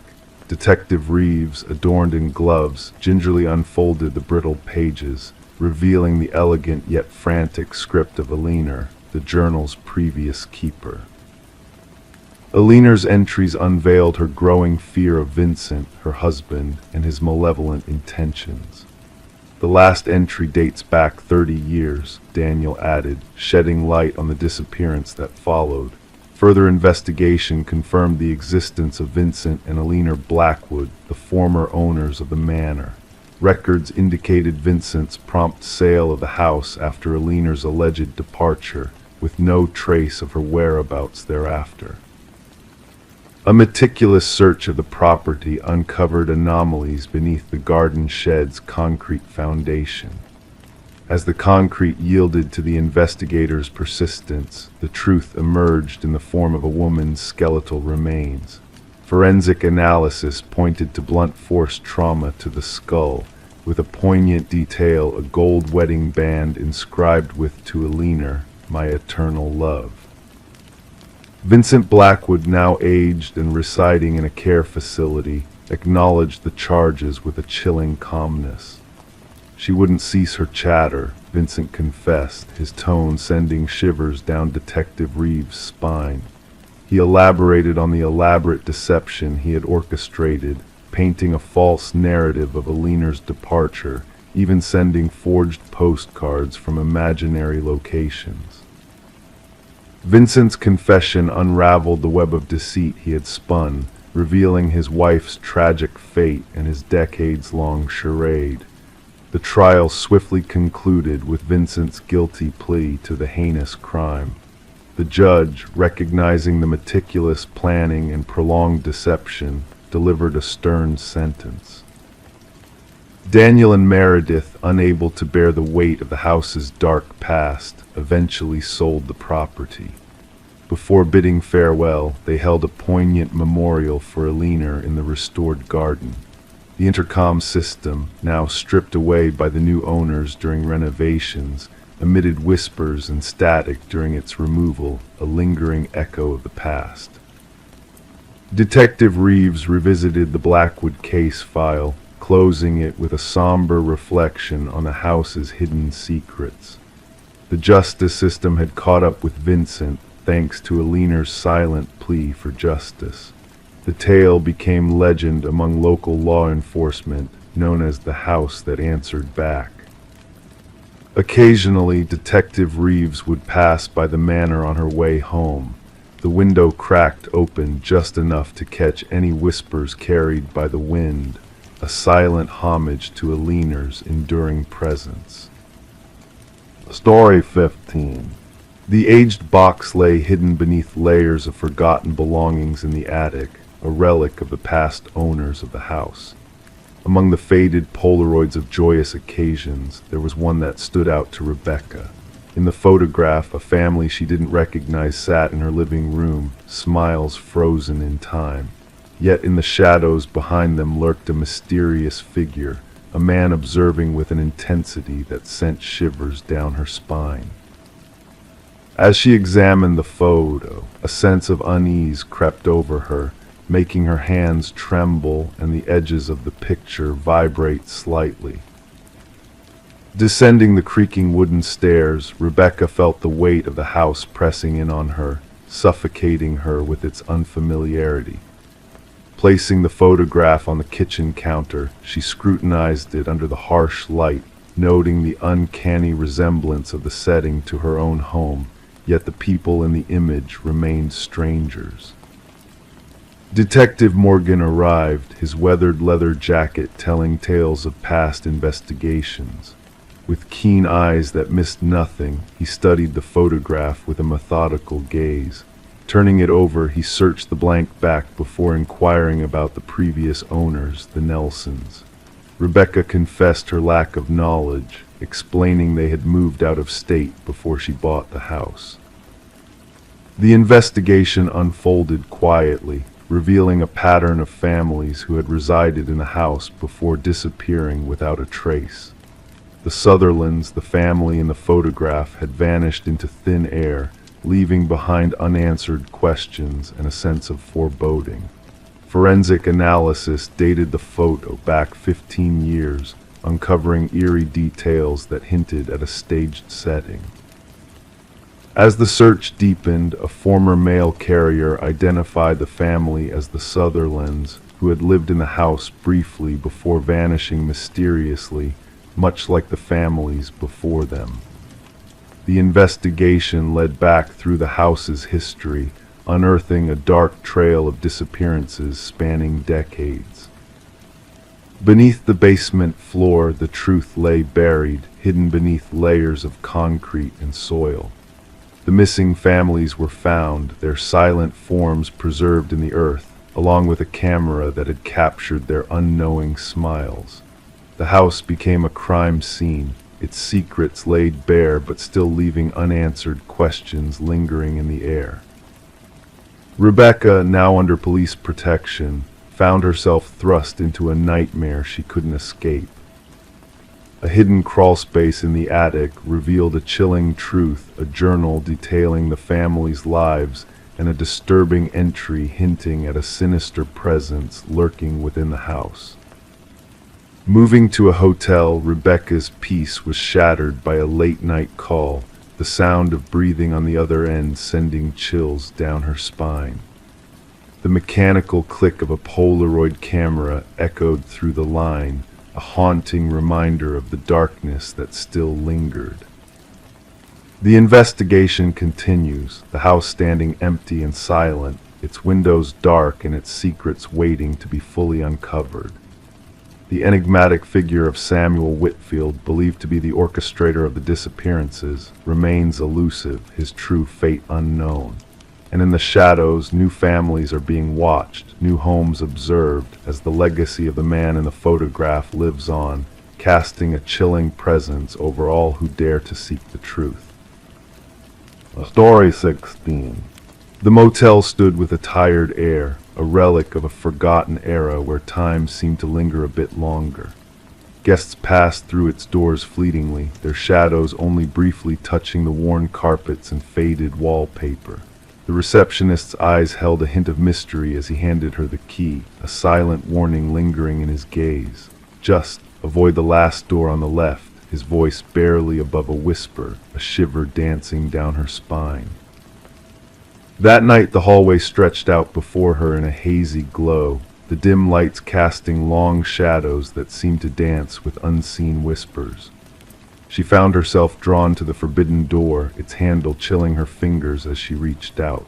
The wood was weathered, the paint peeling slightly, yet nothing outwardly peculiar. Pressing her ear against it, she heard a soft, rhythmic breath, as if the room itself was alive with secrets. Detective Morgan Reed's steps echoed down the corridor, a sense of déjà vu washing over her as she crossed the threshold marked by yellow tape, a barrier between the mundane world and the macabre. The metallic tang of blood tainted the air, a familiar scent that spoke of tragedy. The room held its secrets close, a silent witness to the violence that had shattered its tranquility. A young woman lay motionless on the floor, her features frozen in a mask of eternal surprise. Reed knelt beside her, the weight of the moment heavy in the stillness. The forensic technician moved methodically around the room, capturing the scene in stark photographs, each click a heartbeat in the silence. "This is the third one," his voice a monotone recitation of grim facts. Reed nodded, her mind already piecing together the puzzle laid out before her. The victim, elegant in death, seemed out of place in the dingy surroundings, a life extinguished in a place where hope had long since faded. Back at the station, the walls whispered with the names of the fallen, their faces haunting the room with silent accusations. 3 women, 3 lives intertwined by the thread of a merciless killer. The community held its breath, waiting for answers that seemed to slip through their fingers like smoke. "The autopsy is conclusive," Detective Hayes' voice broke through the haze of information, laying bare the stark reality of death by strangulation. Reed's gaze flickered over the evidence, a sense of unease settling in her bones. This was no random act of violence, this was a calculated dance of darkness. Days turned into weeks as the investigation delved deeper, pulling at the threads of the victim's life. Elaine Werner's story unfolded in bits and pieces, a mosaic of secrets and shadows. A man known only as C cast a long shadow over her final days, a phantom presence in her life. The search led Reed to Charles Emerson, a man of polished words and practiced smiles. His alibi held firm, his facade unyielding in the face of scrutiny. Yet beneath the surface, a storm brewed, a tempest of guilt and fear swirling in his eyes. Fate twisted its path when evidence linked Emerson to the crime, his carefully constructed world crumbling like a house of cards.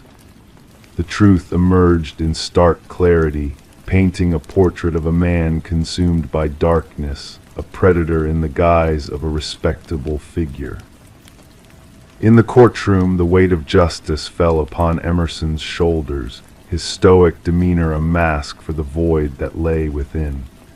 Reed watched as he was led away, a fleeting glimpse of emptiness in his gaze, a chilling reminder of the darkness that lurked beneath the surface of humanity.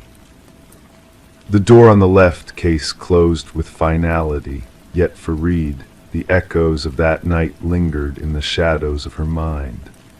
The keys to the motel room remained locked away, tangible reminders of the horrors that had unfolded behind that forbidden door. As she walked down hotel corridors in the quiet hours of the night, Reed found herself counting doors, wondering what secrets lay hidden behind each one. The ghosts of the past whispered in the stillness, a reminder that some doors once opened can never truly be closed again. Story 17, the town held its breath, never speaking of the house at the edge of the woods. It loomed in solitary silence, its windows like darkened eyes, its porch weary from the weight of time. No one laid claim to it, no one could recall its builder. Yet when a band of wanderers strayed too near, they beheld a peculiar sight, names etched into the wooden walls, carved deep as ancient secrets. And at the end of the list, crisp and untouched, a name unknown to all. Until a whisper broke the stillness, quivering with fear, "That name is mine." Under the cloak of night, a call came in, a routine report of trespassing. The voice on the line belonged to Mason Wright, the lead wanderer who found his name etched into the forsaken dwelling. Responding officers anticipated mere mischief, perhaps the work of youthful hands, but what awaited them defied reason. Detective Sarah Keller arrived as darkness descended, her flashlight piercing the shadows, revealing the aged face of the structure. The names 27 in total cascaded down the eastern wall, some fading into obscurity against the weathered wood, others sharp as freshly hewn. And at the bottom, Mason Wright, the carving still redolent of sawdust. "I've never set foot here before," Mason declared, his words mingling with the frosty air. "How could anyone know my name?"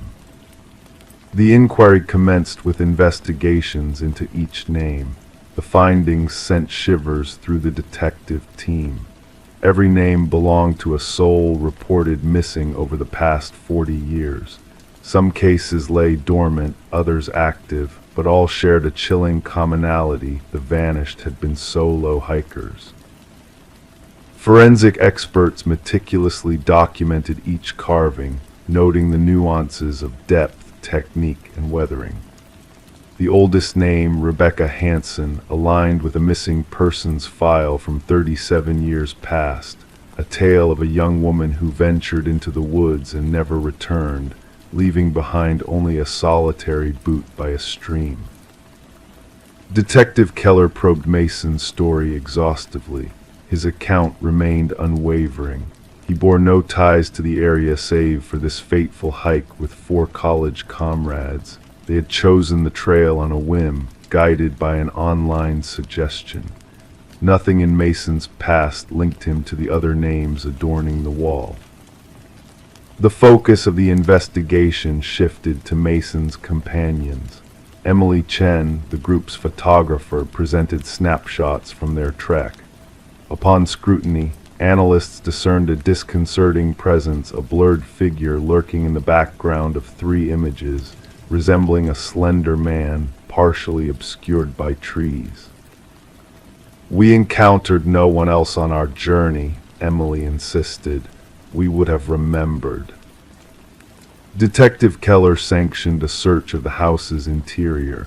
Though abandoned and marred by neglect, a disquieting revelation awaited in the basement. The possessions of the vanished hikers were arranged meticulously on shelves: watches, backpacks, cameras, wallets, each item tagged with a name from the exterior wall. Technicians cataloged each piece with precision.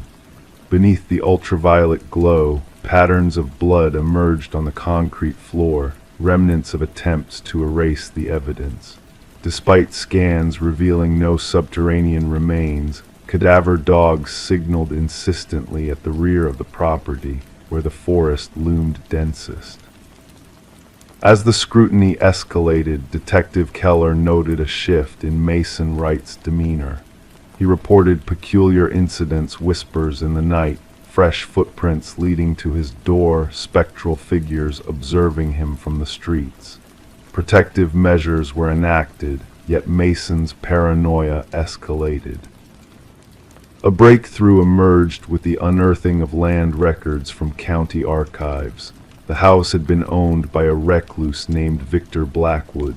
Neighbors glimpsed him fleetingly, a towering, gaunt figure who shunned interaction. Blackwood vanished without a trace 15 years prior, his disappearance left unexamined. With a warrant secured, Detective Keller probed deeper into the woods. Amidst the shadows, the search party uncovered primitive hunting blinds strategically placed along the trails. Within one blind lay a journal brimming with meticulous notes, accounts of hikers, their paths, gear, and routines. The script aligned with Blackwood's known handwriting and grew increasingly disturbing, transitioning from animal hunting tactics to human stalking strategies. A manhunt ensued, spanning jurisdictions. Helicopters scoured the forest with thermal eyes while tactical teams combed caves and crevices, yet the quarry remained elusive. Mason Wright fell silent, his apartment deserted when officers arrived, save for a chilling inscription in his chamber: "The hunter becomes the hunted." The pursuit of Mason bore no fruit in the ensuing weeks, but during a secondary sweep of Blackwood's abode, forensic technicians unearthed a grim revelation. Concealed behind a false panel in the basement lurked a workshop, tools of woodworking, jars of preservatives, and a freshly carved piece of wood bearing a new name belonging to the chief forensic examiner who had probed the house initially, now mysteriously absent. A vigilant watch encircled the house, surveillance systems primed. 3 nights later, sensors stirred to life. Cameras captured a figure emerging from the shadows, unnaturally tall and slender, moving with an eerie grace. As tactical units advanced, the cameras faltered, only to reveal the figure vanished upon restoration. To this day, the house remains under constant watch. Mason Wright and the Examiner elude discovery. The search persists, with fresh resources allocated as vanishings echo in other wooded realms. The names upon the wall have become a macabre legend among lawmen. Some dare not utter them aloud, others shun the case entirely. And local hikers steer clear, fearful that mention of the house may inscribe their names upon that dreadful list, the names unspoken. Story 18. The gentle current whispered secrets as it flowed that tranquil morning, caressing the glassy, still water. The fisherman's boat drifted lazily, almost lulled to sleep by the rhythmic sway. It was then, amidst the peacefulness, that he spied something unusual, a suitcase floating near the edge of the shore. At first glance, it seemed like a forgotten piece of trash, perhaps discarded by careless hands. But as he drew nearer, a pungent odor assaulted his senses, thick, suffocating, impossible to ignore. The case was ensnared in chains, its once shiny edges now corroded by time and exposure to the elements. When the authorities pried it open, they were met with a chilling sight: not clothes, as expected, but strands of hair. Fingers frozen in a haunting grip, and at the very bottom, a cryptic message: "This isn't the first." Detective Sarah Mercer arrived at the scene, her presence a shadow in the midst of the grim tableau. The victim, a woman in her mid-30s, lay still upon the shore, her dark hair now tangled and her once pale skin marred by the water's embrace. The meticulous medical examiner worked with silent precision, capturing every detail before the body was tenderly lifted away. But what struck Mercer most profoundly was not the manner of disposal, but the eerie sense of care that surrounded the victim: manicured nails, freshly styled hair, clad in luxurious attire. She was not simply discarded here, Mercer mused, her gaze following the gentle lapping of the water against the muddy bank. She was prepared, presented. The victim was identified as Catherine Walsh, a successful real estate agent renowned for her expertise in selling high-end properties. Divorced, childless, she led a solitary life in an upscale neighborhood. Colleagues spoke of her ambition, her meticulous nature, her penchant for privacy. Her disappearance had been reported by her concerned assistant, who emphasized the importance of a crucial showing that Catherine had inexplicably missed the sale that promised to be her most lucrative yet. Investigators delved into Walsh's meticulously curated world, her modernist home a shrine to order and perfection. Designer furniture stood as though frozen in time, every surface immaculate and untouched.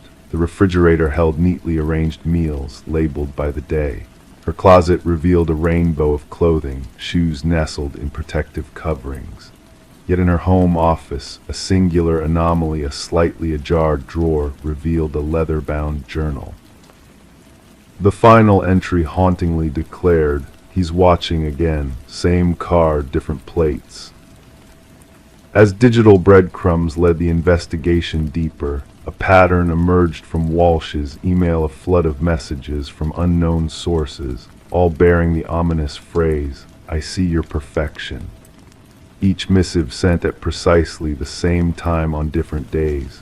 Her online searches hinted at a growing unease, a quest for security measures, for protection against an unseen threat.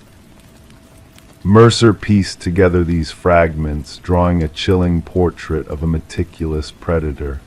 "Our killer is deliberate," she whispered to her partner. "This was no crime of passion. This was a carefully orchestrated ritual." The breakthrough arrived unexpectedly, a shard of light in the encroaching darkness. A local pawnshop owner recognized Walsh's distinctive emerald necklace among the missing items. The culprit a familiar face in an unremarkable guise, Michael Linden, a quiet maintenance worker with a penchant for lurking in the shadows. Surveillance footage unveiled his repeated visits to Walsh's building, his presence weaving a sinister tapestry of obsession and possession. In Linden's humble abode, the walls whispered tales of his twisted fixation, photographs of Walsh and others, all sharing a haunting resemblance, all captured without consent. Some faces defaced with crimson slashes. Walsh stood as a central figure among them, the third in a macabre series. And hidden behind a false panel in his closet lay a shrine, a macabre collection of personal mementos, each item a silent testament to his deranged devotion. The interrogation room grew cold as Linden sat in silence, his demeanor a mask of calm indifference. When pressed, his voice remained eerily level. They were flawed, he confessed flatly. They wore masks of perfection, but I saw the truth. Catherine, she left her desk in disarray. Her lipstick missed a spot. Her perfection was a lie. The search for Linden's other victims unearthed 2 more suitcases in remote locales, each revealing a tragic echo of Walsh's fate. The women within bore striking resemblances, each a real estate agent known for their exacting standards, their facade of flawlessness. During the trial, Linden sat as a silent specter, his eyes betraying no hint of remorse as the prosecution detailed his meticulous methods. He had stalked, observed, and ultimately corrected these women in his twisted quest for a warped sense of perfection. The judge's gavel fell, sealing his fate with a sentence of life imprisonment, devoid of any chance for redemption. For Detective Mercer, the case was closed, the chapter concluded. Yet in the stillness of the precinct, amidst the hushed whispers of justice served, questions lingered like shadows in the night. What inner demons drove Linden to seek out these women, to impose his twisted vision of perfection upon their unsuspecting lives? What fractured mirror reflected back at him through their eyes? The river continued its timeless journey, its waters carrying away all traces of the tragedy that had unfolded upon its banks. But in the quiet of Mercer's office, amid the flickering lamplight, lay the chilling reminders of a darkness that dwelled behind closed doors. A reminder that in the tapestry of seemingly ordinary lives, threads of malevolence could weave their web undetected. And that sometimes the most insidious predators were those who walked among us, their eyes fixed on a singular flaw, waiting for the mask of perfection to slip. Story 19. The tale of the mysterious house unfolded slowly, like a whispered secret in the dead of night. Michael and Sarah Klein, the unsuspecting new tenants of the Victorian-era home, never anticipated the secrets hidden within its walls. It all began with a simple water stain, a subtle mark on the bedroom wall that beckoned them to peel back the layers of time.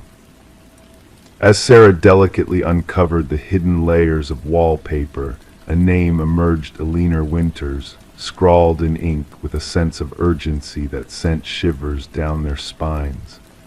Who was this Alina Winters, and why was her name etched so fervently across the wall? Their quest for answers led them down a winding path of discovery. A missing persons case from decades past resurfaced, intertwining the lives of Alina Winters and the enigmatic Margaret Cavendish, the woman who had sold them the house. The resemblance between the 2 women was uncanny, a haunting reflection of a past long forgotten. In their pursuit of the truth, Michael and Sarah unearthed hidden truths buried beneath floorboards and within the depths of the wall. A tangled web of identities emerged, revealing a chilling connection between Alina Winters and a psychiatric patient named Rebecca Eldridge. Rebecca, consumed by a fractured mind and a desperate need for belonging, had taken on the persona of Alina, weaving a tapestry of deceit and delusion that spanned decades. The walls of the house bore witness to her inner turmoil, the name Alina Winters a constant reminder of a past she could not escape. Forensic teams descended upon the property, unearthing long-buried secrets that painted a portrait of tragedy and betrayal. The remains of Alina Winters, finally given the justice she deserved, laid bare the extent of Rebecca's deception. As the truth unraveled, the house that had once seemed full of charm and history became a specter of the past, a place where shadows whispered of dark deeds long forgotten. Michael and Sarah stood on the porch, watching as the final pieces of the puzzle fell into place, knowing that their home would forever be marked by the echoes of a twisted tale. And so, as the night enveloped the house in a cloak of silence, Michael and Sarah found solace in the knowledge that justice had been served, even if it came at a steep price. The walls may have whispered of tragedy, but in the stillness of the night there was a sense of closure, a gentle lullaby that carried them into a peaceful slumber, knowing that the secrets of the house would haunt them no more. Story 20. The old apartment exuded a sense of mystery and history with its creaking heating system and rattling pipes, creating a soothing rhythm of ambient sounds.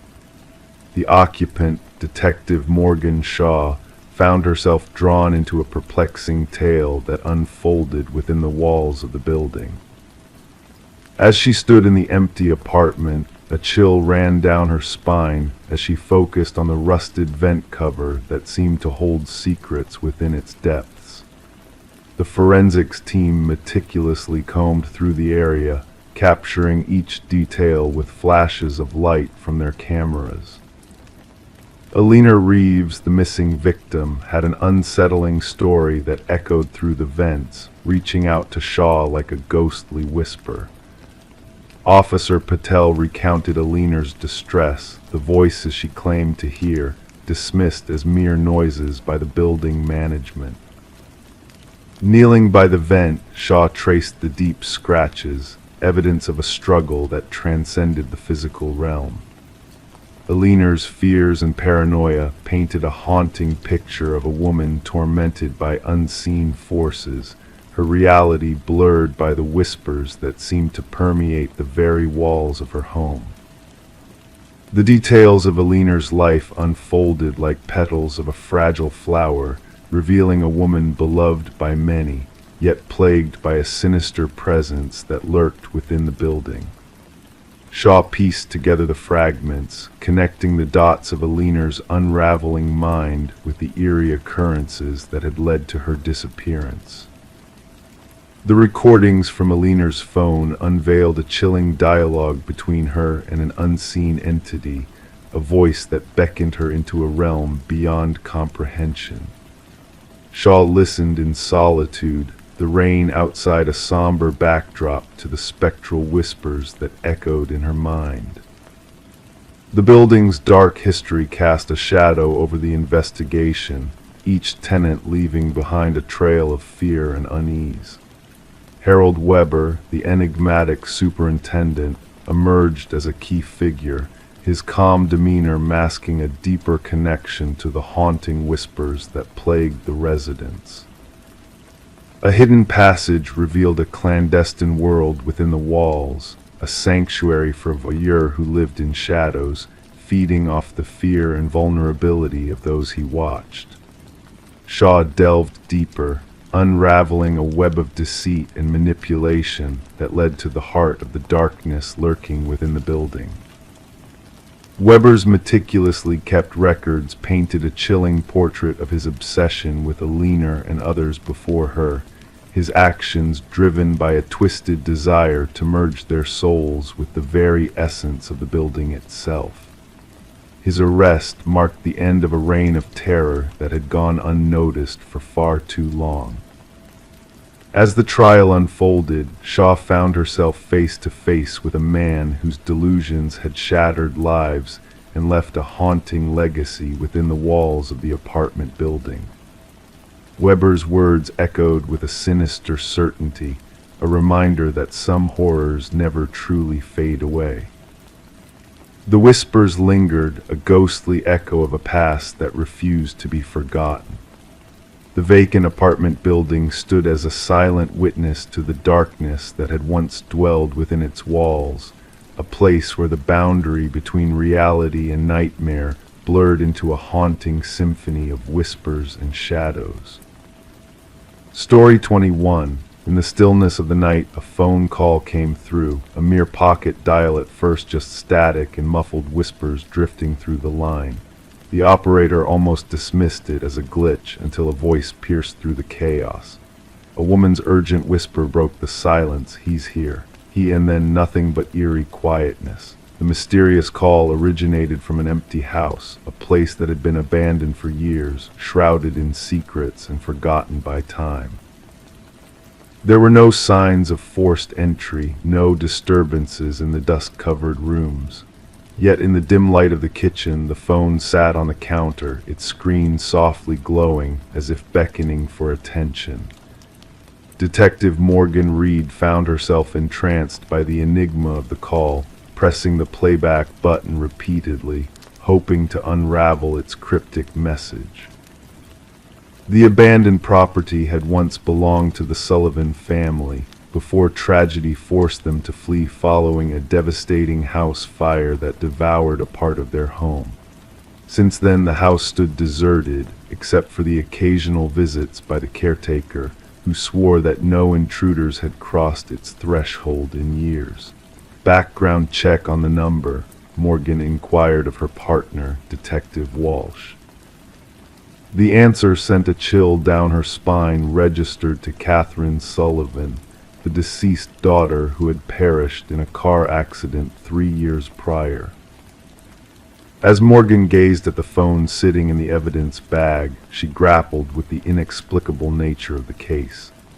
A phone call from a dead woman's device, originating from a deserted house, defied all logical explanation. The forensic team's analysis yielded no tangible leads, no fingerprints, no footprints, no clues to follow. It was as if the call had materialized out of thin air, leaving behind a trail of unanswered questions. The heart of their investigation became those haunting 11 seconds of static, of labored breathing, and the 5 chilling words that echoed in the empty rooms. Voice analysis confirmed the voice to be Catherine Sullivan's, with an uncanny 98% certainty, matching her voice from old recordings. The timestamp of the call aligned precisely with the moment of Catherine's tragic demise, down to the minute, adding another layer of mystery to the perplexing case. Morgan and Walsh delved deeper, interviewing everyone connected to Catherine. Her father, now remarried, appeared genuinely puzzled. Her mother, living in solitude, wept upon hearing the recording, recognizing her daughter's voice filled with fear. Catherine's former boyfriend, Mark Jennings, had an alibi for the night of the call, backed by witnesses and security footage. The puzzle seemed unsolvable. How could a call be made from a phone buried with its owner? The investigation hit a standstill until a phone call from Catherine's mother reignited the flames of curiosity. "I found something in her belongings," she quivered. "Katie kept a journal, the last entry. You must see it." The journal unveiled a harrowing tale of Catherine's relationship with Mark, from love to control to fear, culminating in a chilling revelation. "He found out I'm leaving. If anything happens to me, it wasn't an accident." Confronted with the journal's damning contents, Mark's facade crumbled under Morgan's scrutiny. His denial faltered as the pieces of the puzzle started to fall into place. The truth, buried beneath layers of deception, began to surface, a tale of obsession, manipulation, and ultimately murder. A re-examination of the accident scene unearthed a startling revelation. Ground-penetrating radar revealed Catherine's actual phone buried near the crash site, a grim testament to the horrors she endured. Forensic analysis of the buried phone unveiled a chilling exchange of texts between Catherine and her sister, detailing Mark's sinister pursuit on the night of her death. The pieces of the puzzle clicked into place as the truth emerged from the shadows. Mark's apartment revealed a shrine to Catherine, a twisted homage to his victim, filled with mementos and evidence of his heinous crimes. His elaborate ruse of creating the ghost call to divert suspicion crumbled under the weight of irrefutable evidence. As Mark sat in silence, facing the consequences of his actions, the truth echoed through the courtroom. Justice, hard-won and long-awaited, prevailed as the jury delivered a verdict of first-degree murder. Catherine's mother clutched the journal to her chest, a bittersweet reminder of her daughter's courage in the face of darkness. The abandoned house now stands as a silent witness to the horrors that unfolded within its walls. The phone, stripped of its power, rests in the evidence locker, a relic of a twisted game played by a man consumed by darkness. And though the night may whisper of ghosts and mysteries, Catherine's voice, silenced in life, found its resounding echo in the halls of justice, a testament to the resilience of the human spirit, even in the face of unspeakable evil. Story 22. Deep within the heart of the old library, a secret lay hidden, waiting to be unearthed before the wrecking ball could strike. The workers, their faces streaked with sweat and determination, had almost completed their task when a serendipitous stumble revealed a concealed latch nestled within the ancient bookshelf. With a gentle click, as if whispering a long-forgotten secret, the shelf swung open, unveiling a passage shrouded in shadows and mystery. The air within was heavy, pregnant with the weight of time standing still, untouched by human hands for what seemed like an eternity. In that hidden chamber, devoid of furniture save for a solitary chair bolted firmly to the cold floor, a chilling message adorned the walls in haphazard scratches. I am still here.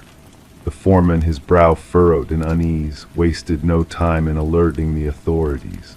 What began as a routine demolition swiftly spiraled into a realm of darkness and intrigue that even the seasoned detective, Morgan Walsh, found himself unprepared for. Standing at the threshold of the hidden room, his flashlight casting dancing shadows upon the walls, Walsh's gaze lingered on the haunting words that seemed to pulse with a life of their own.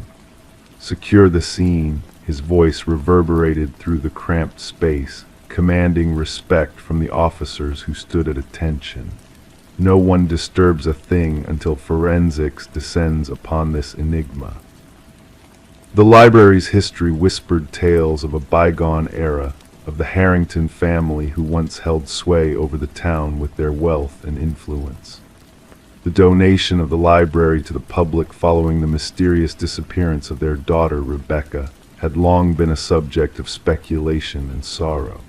She had vanished without a trace, leaving behind a void that even time could not heal, her fate a haunting question mark in the community's collective memory. As the forensic experts delved into the secrets buried within the hidden room, their findings painted a grim picture of captivity and struggle. Hair and fibers intertwined with the aged leather of the chair, while traces of blood and skin cells whispered of a silent agony that had long been forgotten by the world above. Walsh, his intuition sharpened by years of chasing shadows, delved into the murky waters of the Harrington family's past. The timing of the library's donation in the wake of Rebecca's disappearance tugged at his senses, hinting at a connection that defied mere coincidence. The revelation of a contractor tied to the family, one who had erected the very bookshelf concealing the hidden room, sent shivers down his spine. Further probing unearthed a chilling truth. The DNA within the hidden chamber matched that of Rebecca, sealing her fate within those suffocating walls. The pieces of the puzzle fell into place with a sickening clarity. Rebecca had not fled, but had been ensnared in a web of deceit spun by her own blood. A leather-bound journal, its pages stained with the venom of obsession, revealed Maxwell Harrington's darkest desires and deeds. The final entry, a damning testament to his descent into madness, laid bare the truth that had lurked in the shadows for far too long. Maxwell's veneer of innocence shattered under the weight of irrefutable evidence, his hollow confession echoing through the sterile interrogation room.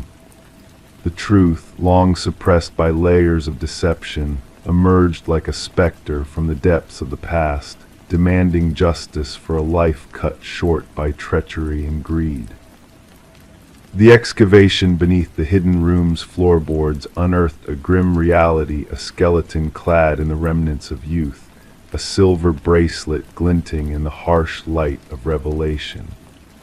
Maxwell's sentence was a reckoning long overdue, a bittersweet closure for a family torn asunder by the sins of one man. The library, once slated for destruction, now stood as a monument to a tragedy that had lurked in its shadows, waiting for the light of truth to shine upon its forgotten corners. Flowers adorned the entrance, a silent tribute to a life extinguished too soon, a soul that had whispered its final play through the scratched words on the walls. In the hushed embrace of twilight, as the world outside slumbered in peaceful ignorance, the old library stood as a sentinel of secrets, its walls echoing with the whispered promise of justice served, and a restless spirit finally finding solace in the embrace of the night. Story 23. In the attic of their new Victorian house, Sarah and Michael stumbled upon a hidden treasure, a porcelain doll with wide, unblinking blue eyes nestled beneath a tattered blanket. They brushed it off as just another forgotten relic, a piece of history left behind. Little did they know that doll held secrets far beyond their understanding. That night, as they drifted off to sleep, a subtle unease settled in the air. The stillness of the house seemed to stretch endlessly, wrapping around them like a heavy quilt, and when morning broke, the doll was no longer in the attic where they had left it. Instead, it sat quietly at the foot of their bed, a silent sentinel in the dim light of dawn. Sarah and Michael, captivated by the allure of the old house despite its murky past, had unknowingly invited a shadow from history to dance in their midst. Detective Rachel Winters, a seasoned investigator with a keen eye for detail, was called to the scene of a chilling crime that defied all logic.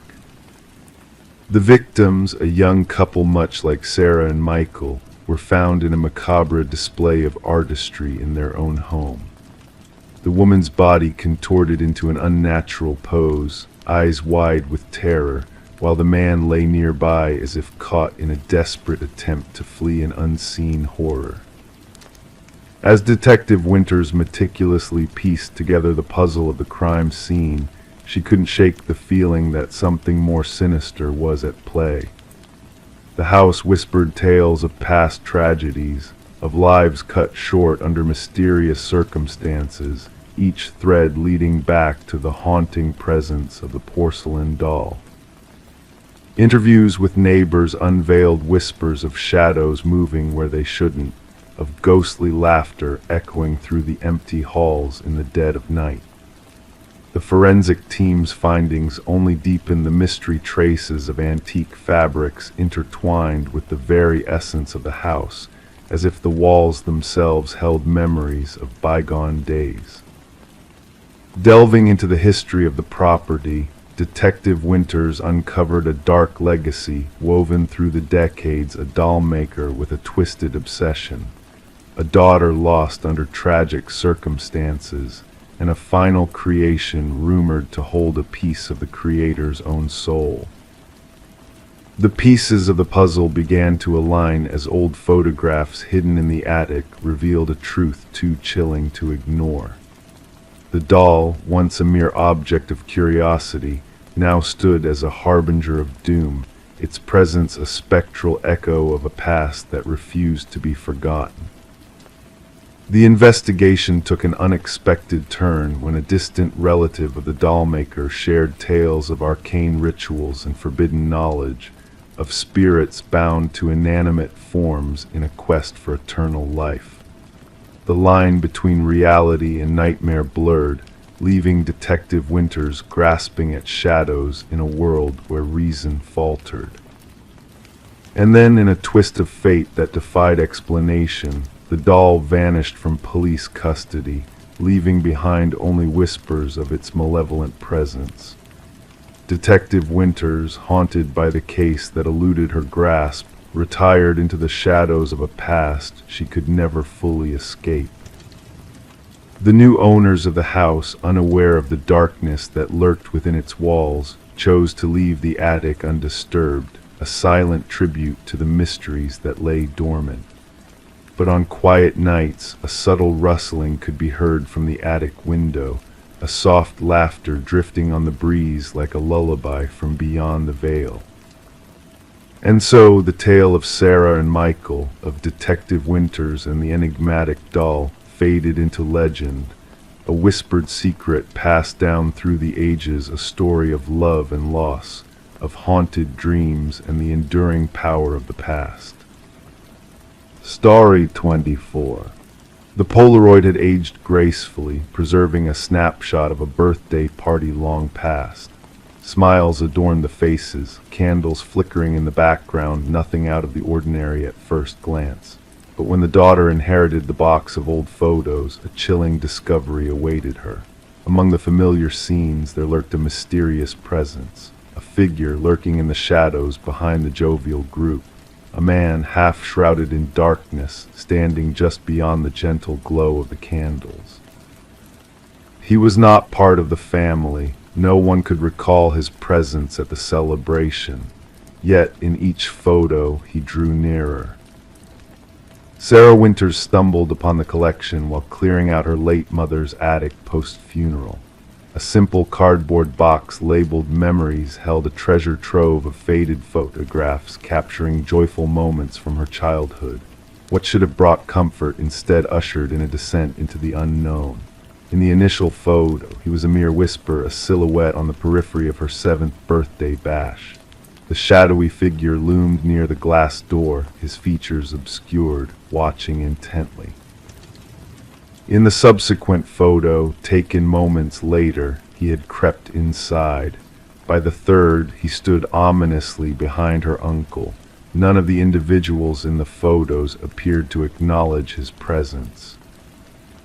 Trembling, Sarah reached out to her father, her voice quivering as she recounted her unsettling discovery. "Dad, who is this man haunting these pictures?" A pregnant pause followed, then a sharp inhale. "What man? There shouldn't be anyone but family." Alarmed, Sarah captured digital images of the Polaroids and shared them with her father.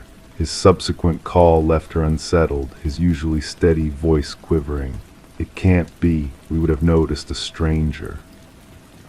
Detective Marcus Reed attentively studied the photos spread across his desk at the precinct, rain tapping against the windows, casting dancing shadows over the evidence. With weathered hands, he methodically examined each photo, his gaze narrowing. "And no one recognized this individual?" he inquired, his voice a blend of neutrality and intrigue. "No one," Sarah affirmed, but observed the progression. She arranged the photos in chronological order. Leaning in, the detective's chair creaked under his weight. What initially seemed like paranoia now unfolded before him. The figure navigated purposefully through the party, photo by photo, inching closer to the children. In the final image, he loomed directly behind Sarah's youthful self, a pale hand extending toward her shoulder, just beyond the frame.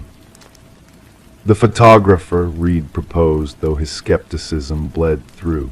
"My mother took these." She set the timer and joined the group in the frame. Replicating the photos and initiating a case file, the detective swiftly reached out to all surviving attendees of the party. None recognized the man. No outsiders had been present. The property, secluded in the countryside, had been deliberately chosen for its privacy.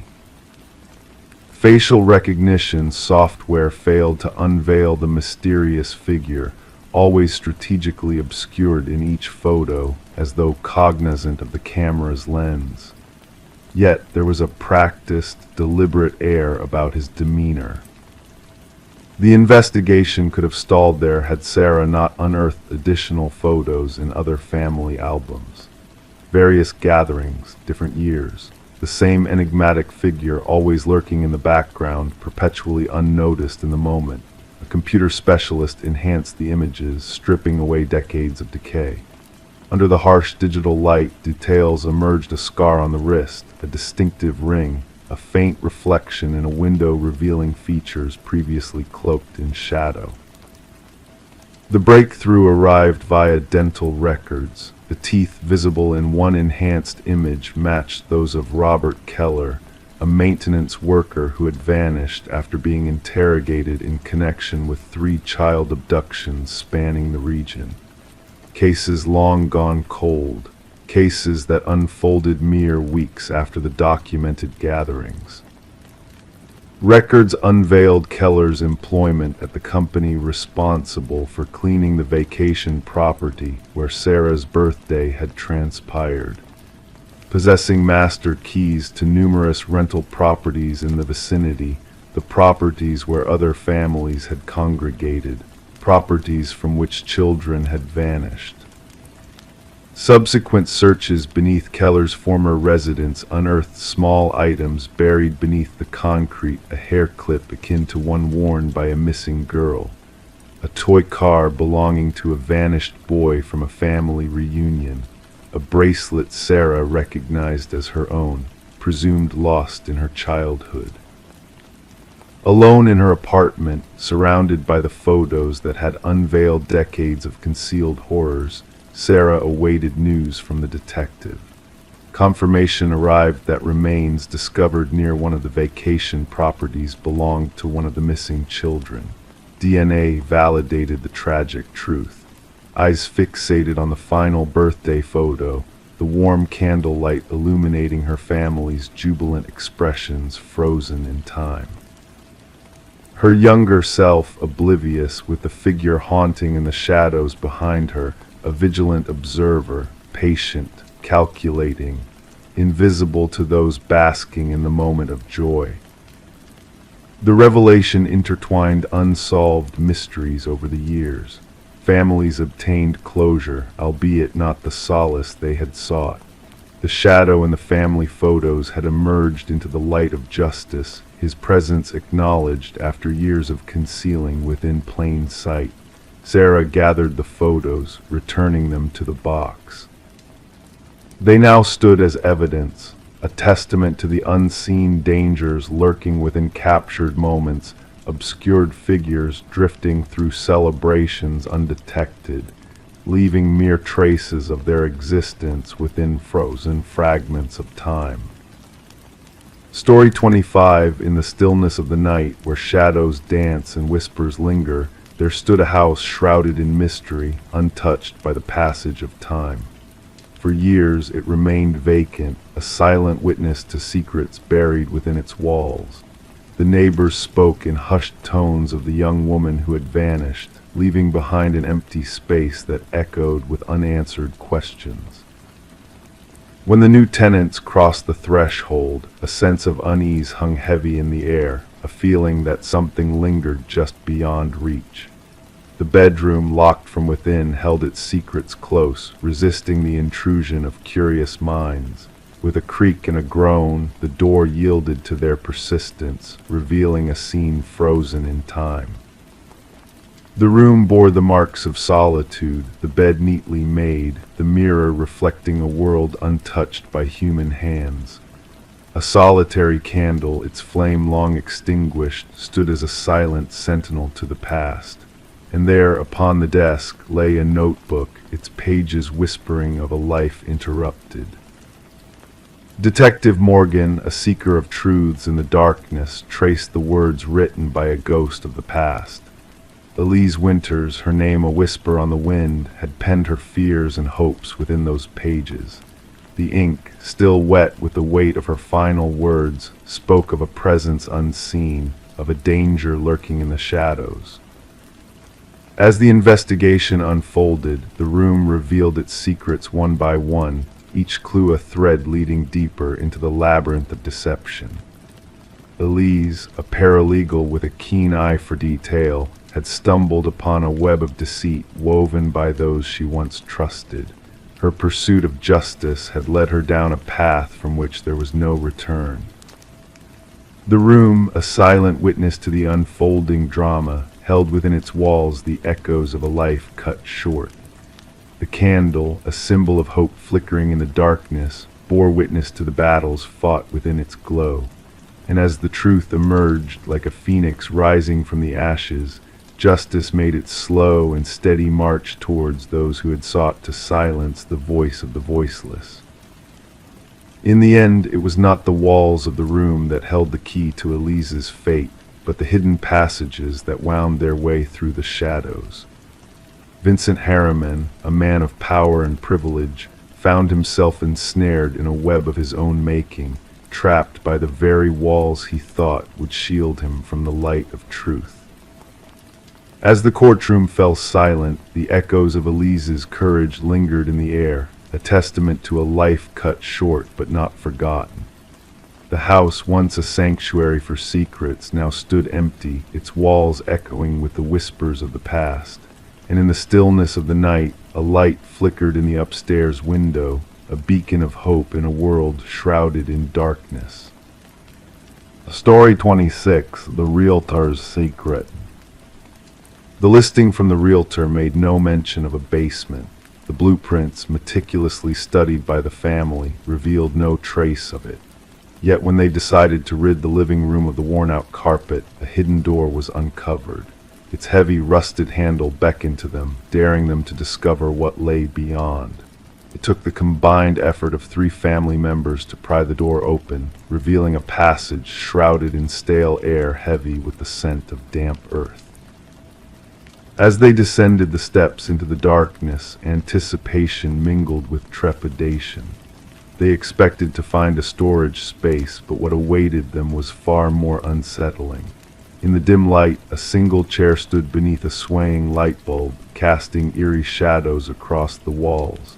And there, in a chilling display, hung a row of photographs, familiar faces captured within the confines of their own home.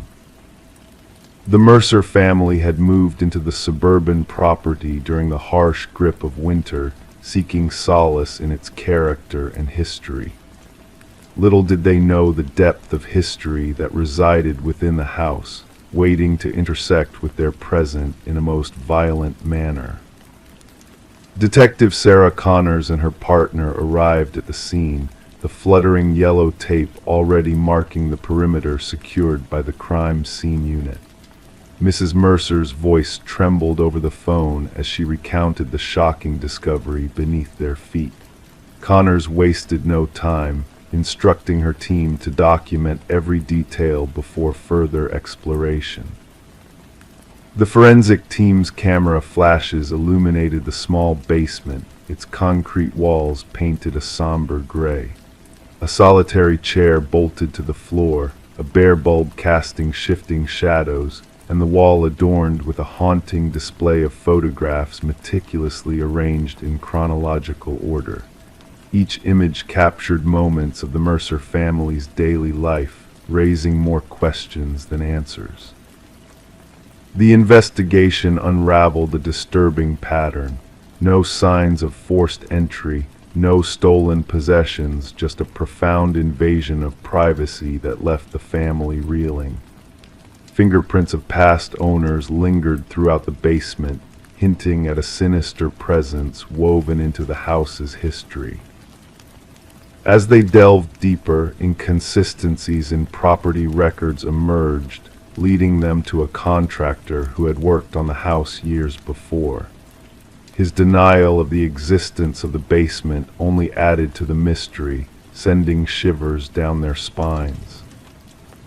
Digital forensics uncovered a hidden memory card, unveiling a trove of images capturing not just the Mercers but a string of previous families.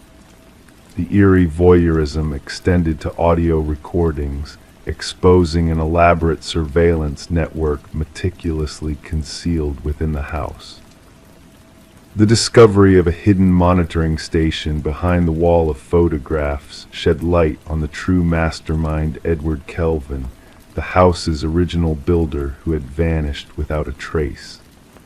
His elaborate journals chronicled the lives of each family with obsessive detail, blurring the lines between observer and intruder.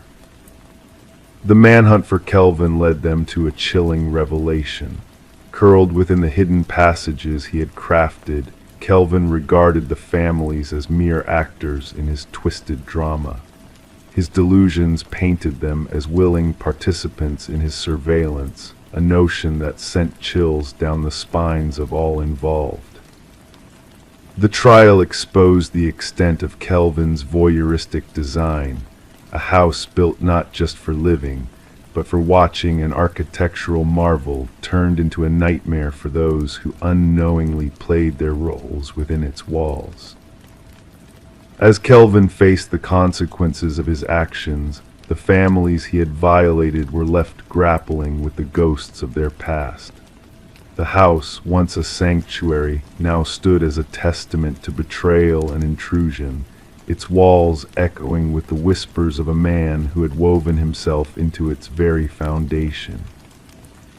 And so, as the property was razed to the ground, the families carried with them a burden of unknowing, a lingering fear that perhaps they were never truly alone, that the shadows in the corners held secrets too dark to fathom. In the quiet of the night, they found themselves casting wary glances at the ceilings, wondering if the eyes of the past still lingered, watching, waiting, recording their every move. Story 27. As dusk settled upon the quiet house, a subtle flicker danced across the baby monitor's screen, a fleeting anomaly that caught the mother's eye.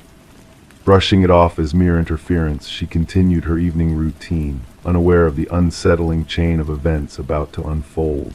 Suddenly, the tranquil air was pierced by crackling static, followed by a soft, eerie whisper that seemed to materialize from the shadows. "SHHH, go back to sleep." A chill crept down her spine, freezing her in place as her instincts screamed a warning. Racing to her son's room, panic seizing her heart, she found the crib empty, a void where her precious Samuel should have been nestled. The room remained undisturbed, the window sealed shut, the door securely locked. The only anomaly was the abandoned stuffed rabbit on the floor, its unblinking black eyes fixed on her with an unsettling gaze. Rebecca's anguished screams shattered the night, echoing through the walls until her voice was raw with despair. The neighbors, stirred by her cries, summoned emergency aid, their concern palpable in the hushed tones of their whispers. When the authorities arrived, they found Rebecca clutching the forsaken rabbit, her world crumbling around her as she rocked back and forth on the nursery floor, lost in a nightmare made real. Samuel, only 4 months old, had vanished without a trace, leaving behind a void that defied reason. The ensuing investigation yielded more questions than answers. No signs of forced entry marred the pristine facade of the home. The security system stood vigilant, its watch unbroken. The baby monitor's recorded footage revealed a normal night until the intrusion of that ominous voice and crackling interference. How could someone infiltrate a fortress, snatch an innocent child, and vanish without a trace, leaving nothing but a haunting whisper in their wake? Suspicions turned inward, casting shadows on Rebecca as the prime suspect. Her husband, Daniel, absent on business, added another layer of complexity to the puzzle. Strained by the weight of parenthood, their marriage bore fractures that threatened to shatter their fragile existence. Medical records hinted at Rebecca's silent struggles with postpartum depression, a silent burden she carried alone. The detective's keen eye noted her unnervingly composed demeanor, a stark contrast to a mother in the throes of grief and loss. Whispers spread through the community like wildfire, painting Rebecca in shades of suspicion. Yet a glimmer of hope emerged from the darkness. Forensic experts unearthed microscopic fibers on the nursery windowsill, foreign to the household tapestry, hinting at an intruder's clandestine entry from the shadows. The focus shifted, unveiling a tapestry of deceit woven with threads of betrayal and greed. Security footage from vigilant neighbors unveiled a shadowy figure skulking between realms, leaving behind a trace of their clandestine presence. A boot print in the garden soil bespoke of a skilled infiltrator, their identity veiled in secrecy. Daniel's return heralded a new chapter in the macabre tale. His hands bore the calluses of a climber, a hobby he had embraced in solitude. Financial records whispered of hidden truths, a substantial insurance policy taken out on Samuel's life, a crimson flag billowing in the winds of suspicion. Phone logs divulged cryptic conversations, a dance of shadows in the realm of secrecy. Darker still was the revelation of a hidden family, a second life lived in the shadows beyond Rebecca's gaze. The labyrinth of deception unraveled as digital forensics peeled back the layers of deceit. The baby monitor, once a beacon of reassurance, emerged as a sinister tool in a twisted game. Hacked and manipulated, its innocent facade masked a darker truth. The voice that whispered in the night was not born of the nursery's shadows, but a calculated ploy orchestrated from afar. The hunt led investigators to a hidden lair, a basement sanctuary where Samuel, alive but lost, awaited his fate in the arms of a woman named Elaine. Elaine's surrender was a silent admission of guilt, her eyes vacant as the chains of justice bound her to a fate foretold by her sins. The past intertwined with the present through strands of DNA and faded memories. Daniel's first wife, scarred by loss, had orchestrated a tragedy born of twisted desire. Her obsession, fueled by grief, had led her down a path of darkness and betrayal, a path that intertwined with Daniel's own web of deceit. In the hushed courtroom, the truth unfurled like a fragile bloom, its petals stained with the blood of innocence. The enhanced audio from the baby monitor echoed through the chamber, carrying with it the weight of a mother's despair and a father's treachery. Daniel's cough, a damning echo of his presence on that fateful night, sealed his fate in the eyes of justice. The jury's swift verdict echoed through the halls of justice, condemning Daniel and Elaine to the depths of their depravity. Rebecca and Samuel, scarred but resilient, sought solace in a world tainted by shadows of the past. The baby monitor, a silent witness to their shared trauma, stood as a sentinel of truth in a world veiled in deception. As the years passed, Samuel grew, oblivious to the darkness that once threatened to consume him. Rebecca, haunted by the memories of that fateful night, kept the stuffed rabbit locked away, its glassy eyes a silent testament to the horrors they had endured. The monitor's unblinking gaze held the secrets of the past, a reminder that truth, though veiled in darkness, would always find its light in the end.